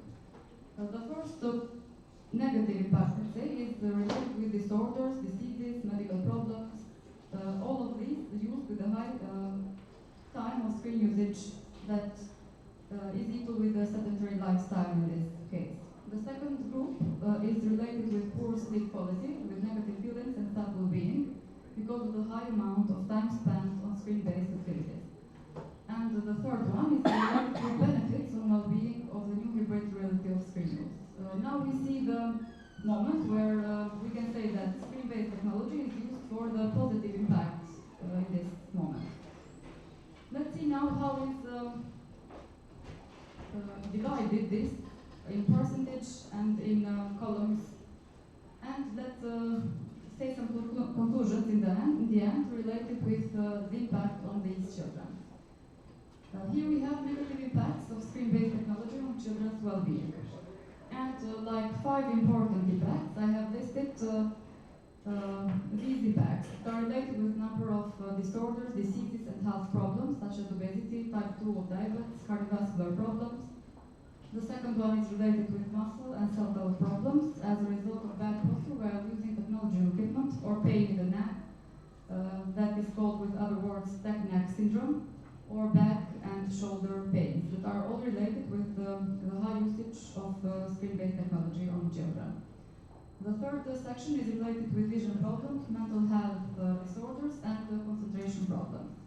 2 last important points are also related with the exposure to the screen light before sleep, which affects the production of melatonin, that is hormone that regulates a good sleep. And in this situation, a lower quality of sleep happens. That's why, because the children are using the screen light before sleeping. That means that it's a negative impact of this usage on them. And the fifth one, but not less important, is related with negative feelings and negative self-well-being of these children as a result of their comparison with others from the excessive use of daily social media. This is another point where we can say that they are using screen-based technology, but it's a big negative impact for them. This comparison that they do from the social media that in fact it isn't allowed to use in this age, but they use with always related with parental influence. Now we can go to benefits of screen-based technology, and 4 important benefits are these: health apps that help to monitor their physical activity, like health details, for example, stats, that is the most common part. Also, we have internet with multiple apps that all of them provide a wealth of information on nutrition and wellness strategies. Maybe nutrition is not common for children, but they can see the first steps there to get healthy food, let's say. Also, virtual workouts are evolved into modern online platforms that offer home workouts, making physical activity more accessible to everyone. Technology also has facilitated the creation and distribution of healthy products and new foods, as we said, for the nutrition, contributing for them to be in a more balanced diet. This is the last point of the benefits of screen-based technology on these children of primary schools. Now, if we have, let's say, a graph like this, we have 4 groups, that is, all of them related with a number of articles that cited parental influence, medical problems, negative feelings, and self-well-being, and also benefits of the new hybrid reality of screen use.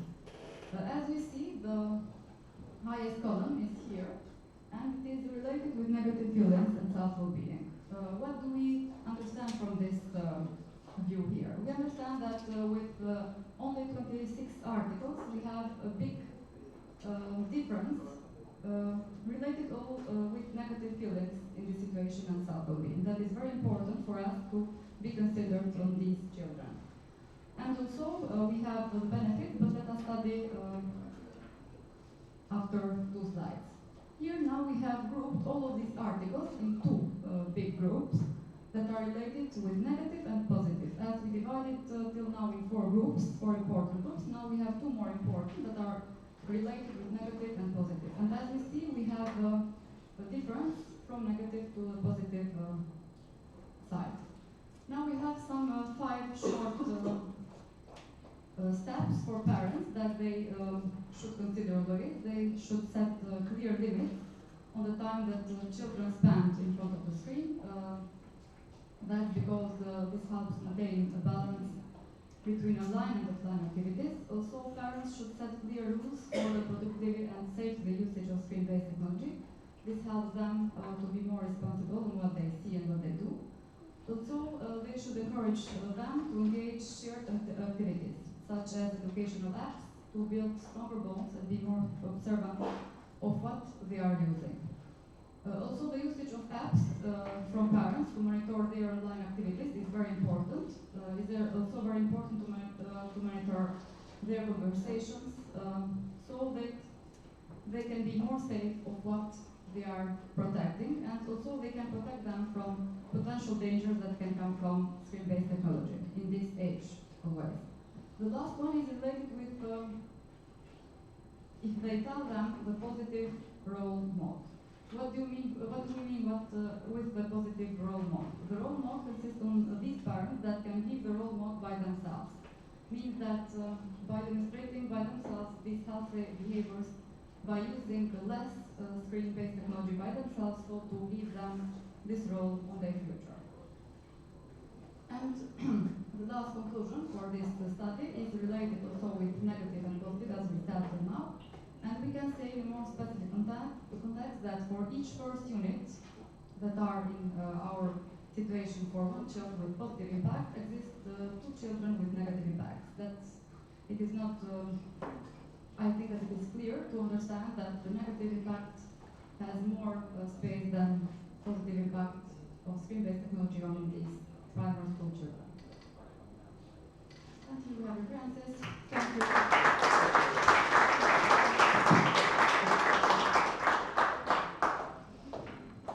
you. There are any questions about the presentation? I would like to ask the last, please. The relationship between the negative and positive impact for the age of primary school is 1 negative and 2 positive. But there is one positive and 2 negative. But is sorry, I mistake. I made mistake. But this data is for me is extraordinary because for my thinking, for my thought, I think that the technology in this age is very dangerous for the hybrid mode of negative impact. If the positive impact is the alpha part is not for so dangerous. That always, if they are monitored by parents, it is called positive impact. So this positive impact is related by monitoring them in this situation. The positive impact consists on monitoring by parents always. That's why it's this relation, because if they are not monitored by them, it would be completely different, I think. So in these 26 articles, I divided them in 4 groups, and the first group was related with parents monitoring, and 3 other groups with positive and negative impacts. That's why it is with this combination. Okay, thank you. I understood because I have the confusion of the apps, the difference from because the review is too long to follow it exact time for time, step for step. I didn't understand this. Thank you very much for your presentation. Now the authors are invited to come once again on stage for the certificates and for the photo group.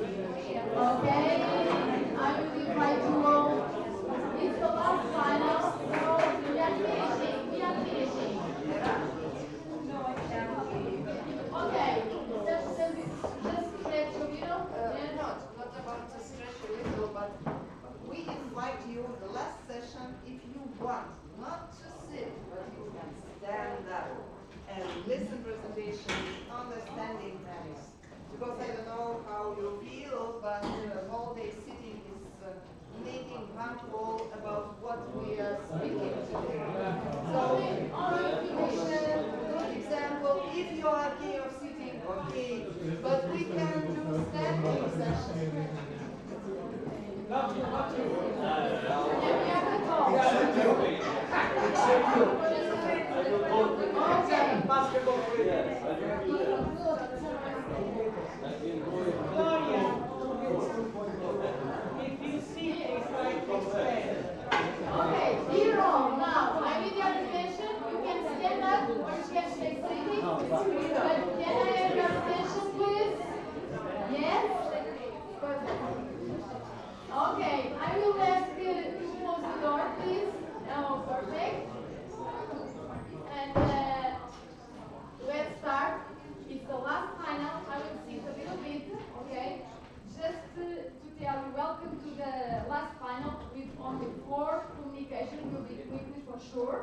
I don't want to have some pressure on the communicator. That will be good. So welcome to the sport training and physical activity for health and well-being promotion. It's a pleasure to be here and to be with the meeting. I'm the Vice Dean of Faculty of Rehabilitation, and we go to the next to see the candidates of this session. Okay. So for the first communication, I will call for Mark Dudai and Arben Kasuri. They came from Sports University of Tirana, so they are home. Yes. And the title is Effects of 6-week pre-season small-sided game-based training and on aerobic capacity. So I just will tell you when you have 2 minutes, I will say like this, and then you go faster. Okay? I will be faster. Yeah, you'll be faster. Let's go. Okay, hello everyone. My name is Mark Dodaj. With me, my dear professor Arben Kasuri, we did a study on effects of 6-week pre-season small-sided game-based training on aerobic capacity. The first 2 slides are for a brief introduction about the pre-season and small-sided games. Pre-season is the period before the starting of the championship, and the small-sided games are different zones in different moments during the training. What we did. This study examines the impact of 6-week pre-season small-sided games-based training program on aerobic capacity of Kfte-Uda, a football club competing in Albanian Super League. A total of 21 players participated in the study. Aerobic capacity was assessed during the first week using the 30-15 intermittent fitness test, a test with a good correlation with VO2 of Martin Boucher, and re-evaluated in the final week utilizing the same conditions and testing protocols. I should add that all participants engaged in individual training session through the off period. This is the whole period when we started in the 1st July till the 11th August. These are 6-week pre-season, and the 7th week is the microcycle of the championship week. As you can see here is the first game of the championship. These are the training sessions, all small-sided game-based, mostly. In the first week we did the 30-15 intermittent fitness test for the VO2, and then we did it again in week 6 to re-evaluate the values. I should add that when the games, we did all these games during the weeks of pre-season, and for the players who played less than 30 minutes in the game, did an extra training, hits and hit with 12 minutes, as you can see there. So what we did, during the small-sided games training sessions, which was the main drill in almost every session, we have modified 2 variables, playing space and the relationship between the players. When we wanted to affect neuromuscular aspects such as acceleration, deceleration, changes of directions, we did a game with less than 4 players and less than 100 meters square per player. When we wanted to simulate high-speed actions, we did a large space with more than 5 players and more than 100 till 200 meters per square players. On the other hand, when we wanted to focus on endurance, we did less than 4 players more than 100 and 200 meters square per player. And when we wanted to affect the low intensity sessions, we did a space with more than 5 players. Okay, just an example, and I will be very quick. When we wanted to do the zones, the small-sided game zones, we multiplied the length and the width, which means in this case it's 1050, and then this number we divided with 10, which is the number of players that were playing in this zone, and this is meters square per player, which is 105 meters square, which means we affected, on this day, we affected the endurance. These are the weeks that we did in pre-season. Week 1 and 2, we did 10v10, 9v9, 8v8, almost 25-30 minutes with these meters per square. Week 3, 4, 7v7, 6v7, 5v7. Week 5 and 6, we did almost an aerobic sessions, which means the players were more better on doing these sessions. These are the results of all the players. I made them with their names on it. These are the values, which mean they are statistically significant. And these are the conclusions. The finding of this study highlight the positive impact of small-sided games on improving VO2. This supports the potential of small-sided games as a valuable training approach for developing players' cardiovascular fitness, thus contributing to their overall athletic performance. The study suggests that different formats of small-sided games can be utilized to target various fitness components such as endurance, speed, and neuromuscular coordination. Coaches can design sessions with specific outcomes in mind, ensuring a comprehensive physical preparation program. Thank you. Thank you so much, and for the time, it was amazing. Thank you so much.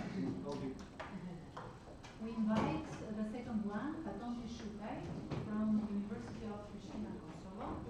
Friends in body mass index and skin-fold measurement among 50 years old boys and girls. Comparative analysis between 2010, 2014, and 2023. Thank you. Well, first of all, hi to everyone. It is really a pleasure to be here. It's becoming a habit of me asking for medals while I present in conferences. The last conference I presented, I was asking for the title or for the medal of the shortest presentation, and I think this one is the shortest and the simplest as well. So I hope we're good with that, because I think everyone's tired. So yeah, it's going to be about body mass index. We will talk a bit less about the sum of skin folds, or at least we will not present data about that, because I was thinking that I think it's more or less the same thing. So if you just see this graph here, it represents the death causes in Kosovo, which were published in 2021, which was the last published data on death causes in Kosovo. And if you see, half of it, or almost half of it, is cardiovascular disease. And also we had COVID at that time, but most of the people who died out of COVID, they also had some cardiovascular or respiratory disease as well. So probably the number would have increased to around 50% because of that. So it's present and prevalent in Kosovo as well as in most of the states, actually. And adolescents, because we're presenting data of the 15-year-olds, is a stage where an individual at this age either decides to start a healthy lifestyle and continue being healthy, or on the other hand probably decides that this is not for him or her, and then does not continue in this respect. So it's a stage where we really develop many psychological and physiological and dietary habits when it comes to our being. And studies show that people individuals who are overweight and obese in their childhood and adolescence are very likely to be overweight and obese in their adult life and eventually in adulthood. So what's the objective of this presentation? Because it's not the real study. I took data from 3 different studies in order to provide a little bit the background of what is going on and which are the trends. It's just to provide some comparison between 2010, 2014, and 2023. And what did we do? We tested 9th grade students, except for the 2023 cohort, which was led and collected by another group of my colleagues of my department at Faculty of Physical Education. But I took their data with permission because I just wanted to have an overview of what is going on in the meantime. So of course we could calculate basically the BMI. We used 4 sides of the skin folds, but we will not present these data, and the cohorts were more than 200 individuals in 2010, around 350 in 2014, and around 515 in 2022. And what did we find? So, as you know, Kosovo is a post-war country, which happened around 25 years ago, and eventually in 2010 was still not developed, and probably because of that, some of the people were eventually malnourished, and probably that was the reason why we had lower rates of, and none of these data is nationally represented. So the numbers are very low to speak at the national level. But still, it provides us an indication of what is going on more or less. So in 2010, it was not that prevalent. If you see, especially among females, it was less than 10%. And then if you see in 2014 and 2023, there is a systematic increase, especially among females. We had, and this was my PhD study, a very high proportion of overweight and obesity adolescents, especially among boys in 2014, but then suddenly this number, or not suddenly, took around 10 years to drop a little bit. We don't know, because I'm repeating it. We're not sure whether this change really occurred, but seeing the numbers and in terms of representation, they're valid numbers. We, I think, may conclude that a little bit it has decreased for this period of time. Unfortunately, it has increased for the girls. So yeah, why would that be? There could be many reasons. I think one of the reasons, especially among boys, is that Kosovo was accepted by many international sports organizations, which has really helped a lot in terms of building sports infrastructure, providing people more opportunities to be physically active, to do sports eventually, and finally resulting a little bit, because we know that there is a relationship between physical activity and body composition. So that would have probably affected a little bit the decrease in overweight and obesity among boys.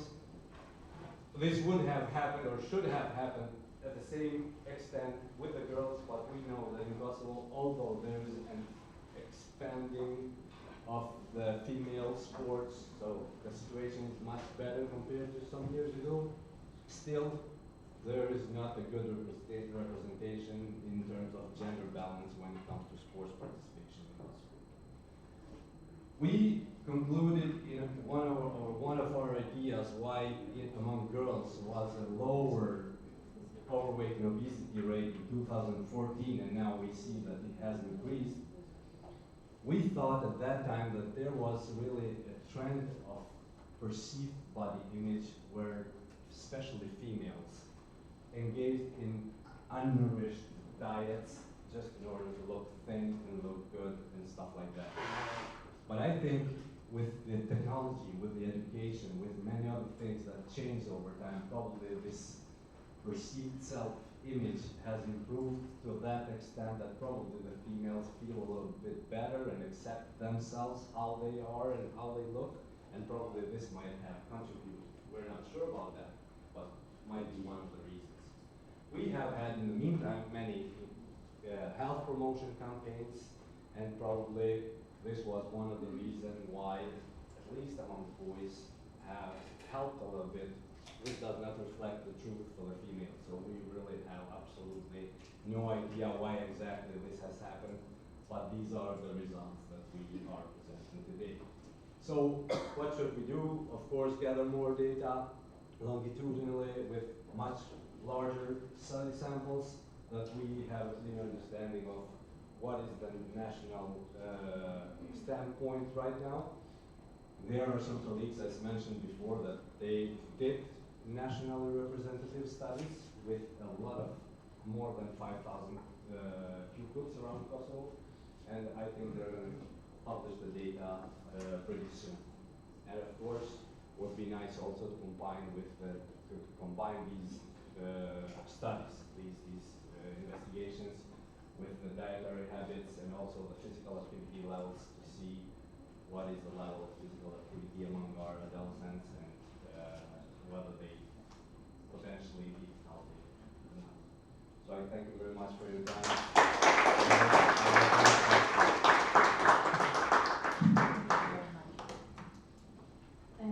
And now, from Portugal, we have Susana Franco, and will present us Life for Fitness Professionals, Musculoskeletal Injuries.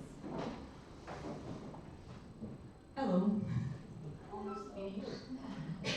Just two more communications.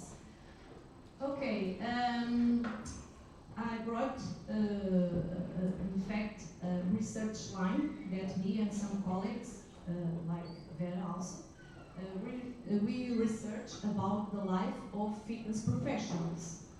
And now we are working with Spain, and maybe we can work with you if you want, if you are interested in study these professionals. What we study, we study the impact that they have in the participants. We study their quality of lives, job satisfaction, characterization of their functions, and so on. And also their injuries. And I bring specifically musculoskeletal injuries of these professionals. Okay, we know and we are worried about the people that don't do enough physical activity, but we also know different models shows the importance of these professionals in their to maintain their physical activity, because fitness professionals are important in service quality, their client satisfaction, and the retention of the clients. Many models show this. In Portugal, we have around 10,000 fitness professionals, and in several studies we saw that they have a physical demanding working conditions. They work a lot of hours, instructing a lot of hours. They start early, they finish late, they work in more than one place. They additional, beside instructing, they have to plan, and these hours usually are not paid. Beside that, most of their functions are very physical. For example, spotting in a strength room, as a personal training. Sometimes they have to run with clients, they have to do passive stretching and so on. Also in group fitness classes, instructors usually perform all or most of the exercise with the clients, and clients, some studies shows that clients want that to be motivated. Please perform with me, even when you are doing feedback and so on, motivating me, please. This is also a way to motivate me, perform exercise with me. And some studies shows that there is a high volume of the practical exercise of the physical of the physical demanding of these professionals and the low recovery volume. They don't have time to recover. In other studies, other study that we did, we saw that there is a mean index of quality of life of these fitness professionals in Portugal. These are lower than in other countries. And of course, we know we should take care of all populations, but fitness professionals are also a population that we should take care. So, considering this, we, in this study, we characterize the work-related musculoskeletal injuries of fitness professionals in Portugal. For that, we developed a survey, and we validate this survey, and we applied in an online survey, and we spread it in different ways for all over Portugal. And we have done descriptive statistics, and we had 424 valid responses. And in Portugal, to be a fitness professional, by law, you should have a license as a physical exercise technician or as a technical director, and we had both in our sample, males and females, mean age and experience, professional experience. And, okay, results. More or less half of our fitness professionals had musculoskeletal injuries, at least one, but some of them 4 to 11 muscle. And mainly in joint, ligaments, muscle, tendons, bone fractures, and mainly in knee, shoulders, low back. Most of the injuries are overuse, but some acute, and most of them, 73%, were diagnosed by a specialist. It's important this because, oh yes, I had, no, they were diagnosed by a specialist.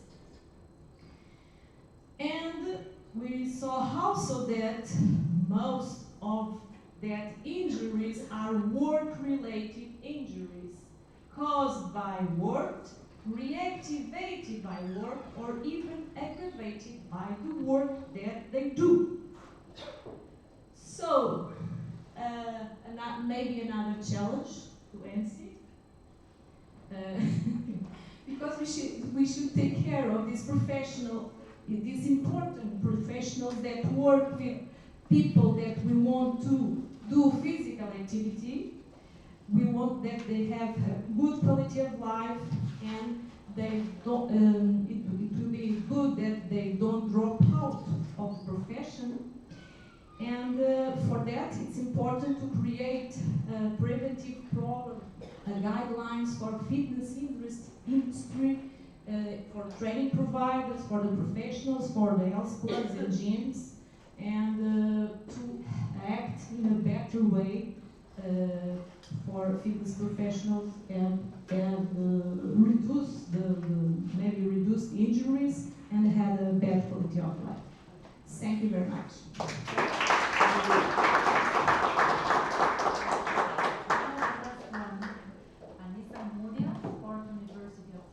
The impact of 10 weeks combined training and strength and speed in young volleyball players. Hello everybody, I'm Anissa Moon, Assistant Lecturer for the University of Tirana, and it's a pleasure for me to work together with Professor Enkelila Leshi about the study of the impact of 10-week combined training on strength and speed in young volleyball players. As we know, volleyball is a very complex and high spectacular game, and for this reason, it's very important for volleyball players to have good performance of physical capacity such as strength, speed, endurance, power, agility, etc. Those physical capacities are very necessary to meet the technical and tactical needs of volleyball. About the strength, 50% of training session in all in total, it is used to develop and to improve strength, because strength is very important to perform some important and basic actions such as jumping in volleyball, spiking jump, blocking jump, or other important actions in volleyball. And apart from strength, we had speed. Speed is another important component. It's considered basic in volleyball, and it's very important to perform or to have a good performance at all in volleyball. So speed and strength are two components that we are focusing on this side in this study, and those are important and are recommended to be developed since in the young age. The development of strength and speed is associated with vertical jump in volleyball, and we know how important is vertical jump in this sport. So the aim of this study is to improve strength and speed components through 10-week combined training in young volleyball players. The number of participants who took part in this study are 24 volleyball players under 16 years old. We provided the parent consent to be agreed to be part, that their children to be part of this study, and the subject had training 4 sessions a week, around 90 minutes each session of them, and of course the one inclusion criteria for this study was that they should be healthy, or not to have an injury in the last 6 months. Of course, they are divided in 2 groups, experimental group and control group, equal number, 12 for each group. The physical tests that we have done are anthropometric measurements such as body height, body weight, and body mass index using the half-meter electronic scale, and also in order to evaluate the strength, we have used standing vertical jump tests and continuous movement jump steps. We have used as equipment vertex jump. About the speed, we have used the test 10 meters sprint test and 20 meters sprint test. Here is the short description of the training program that we have used in this study. Of course, there are exercises that help to improve speed and strength, and also the speed endurance. Here are the results of anthropometric measurements. For the statistical analysis, we have used descriptive statistics such as mean and standard deviation, and also we have used ANOVA in order to find out if there is any significant difference between the first measurement and the second measurement. So here in the results, we have the mean and standard deviation for the experimental group and control group for each anthropometric measurements, also the difference between the initial measurement and the second measurement, and also the difference in percentage and the p-value. In anthropometric measurements, we see that all the p-value are less than 0.05, and that means that there are statistically significant improvement for both experimental group and control group. Here are the results for standing vertical jump test and for continuous movement jump steps, and we see for the experimental group there is a statistical difference between the first initial measurements and the second or the final measurements. But for the control group, we cannot say the same. About the speed, we have the results for the 10-meter sprint test and 20-meter sprint test. We see that even in the experimental group, the p-value is more than 0.05. That means that we have an improvement in speed in 10-meter sprint test, but the improvement is not statistically significant. Whereas in 20-meter sprint test, there are, of course, statistically significant.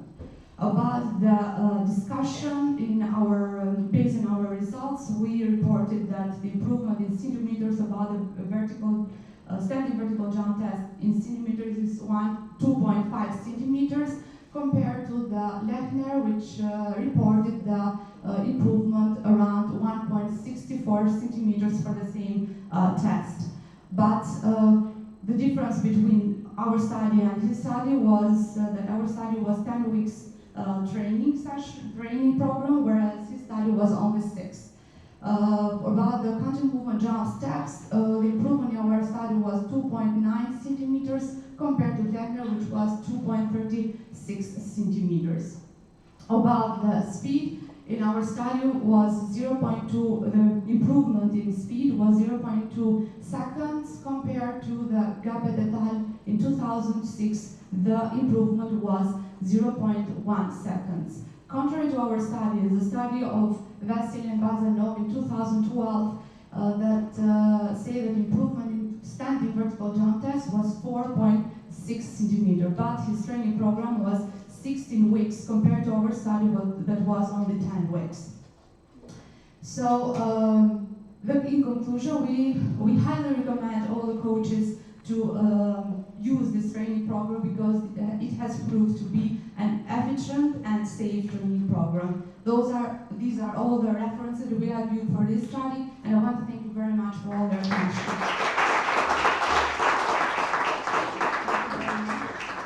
If you have any questions? No. Maybe I have one.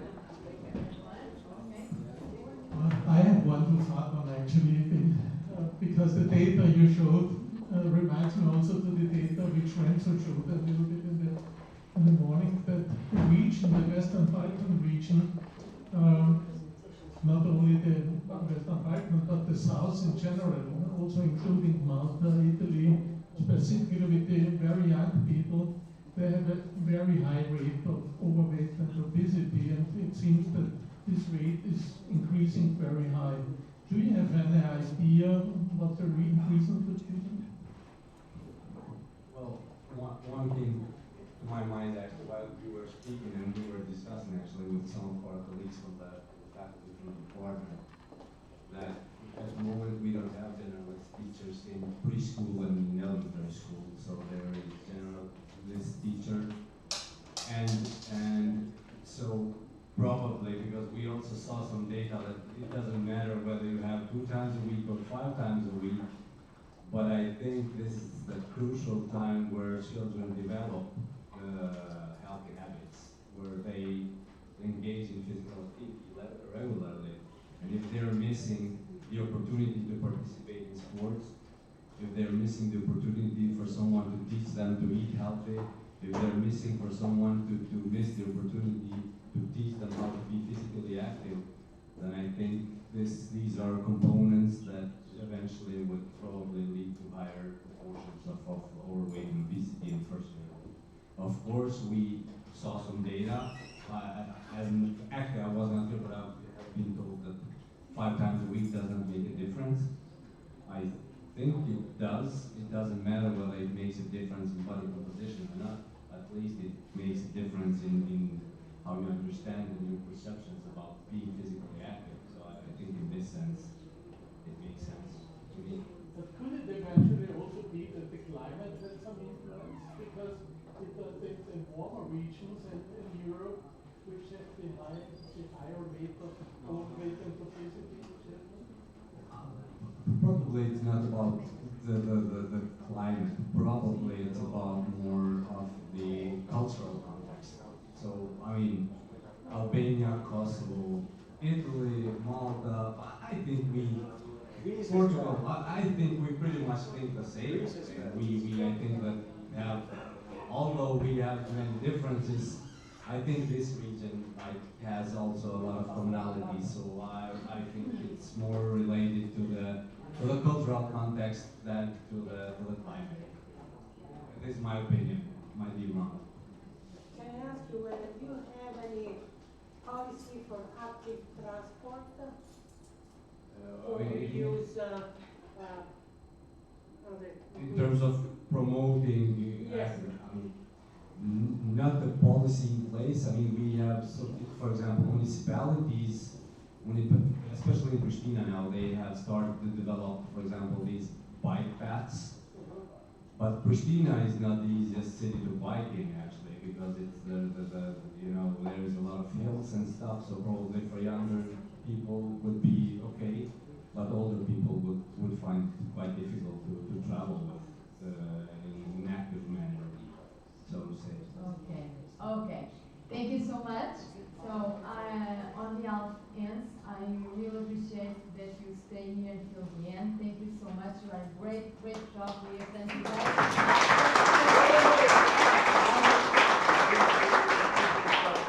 Yeah, and now I will invite, and I say it was a pleasure to be with you in this segment. Thank you so much. Thank you very much to all. And we declare finished the session. Yes, and now I invite all the presenters to come here to take a photo, please. A photo of them on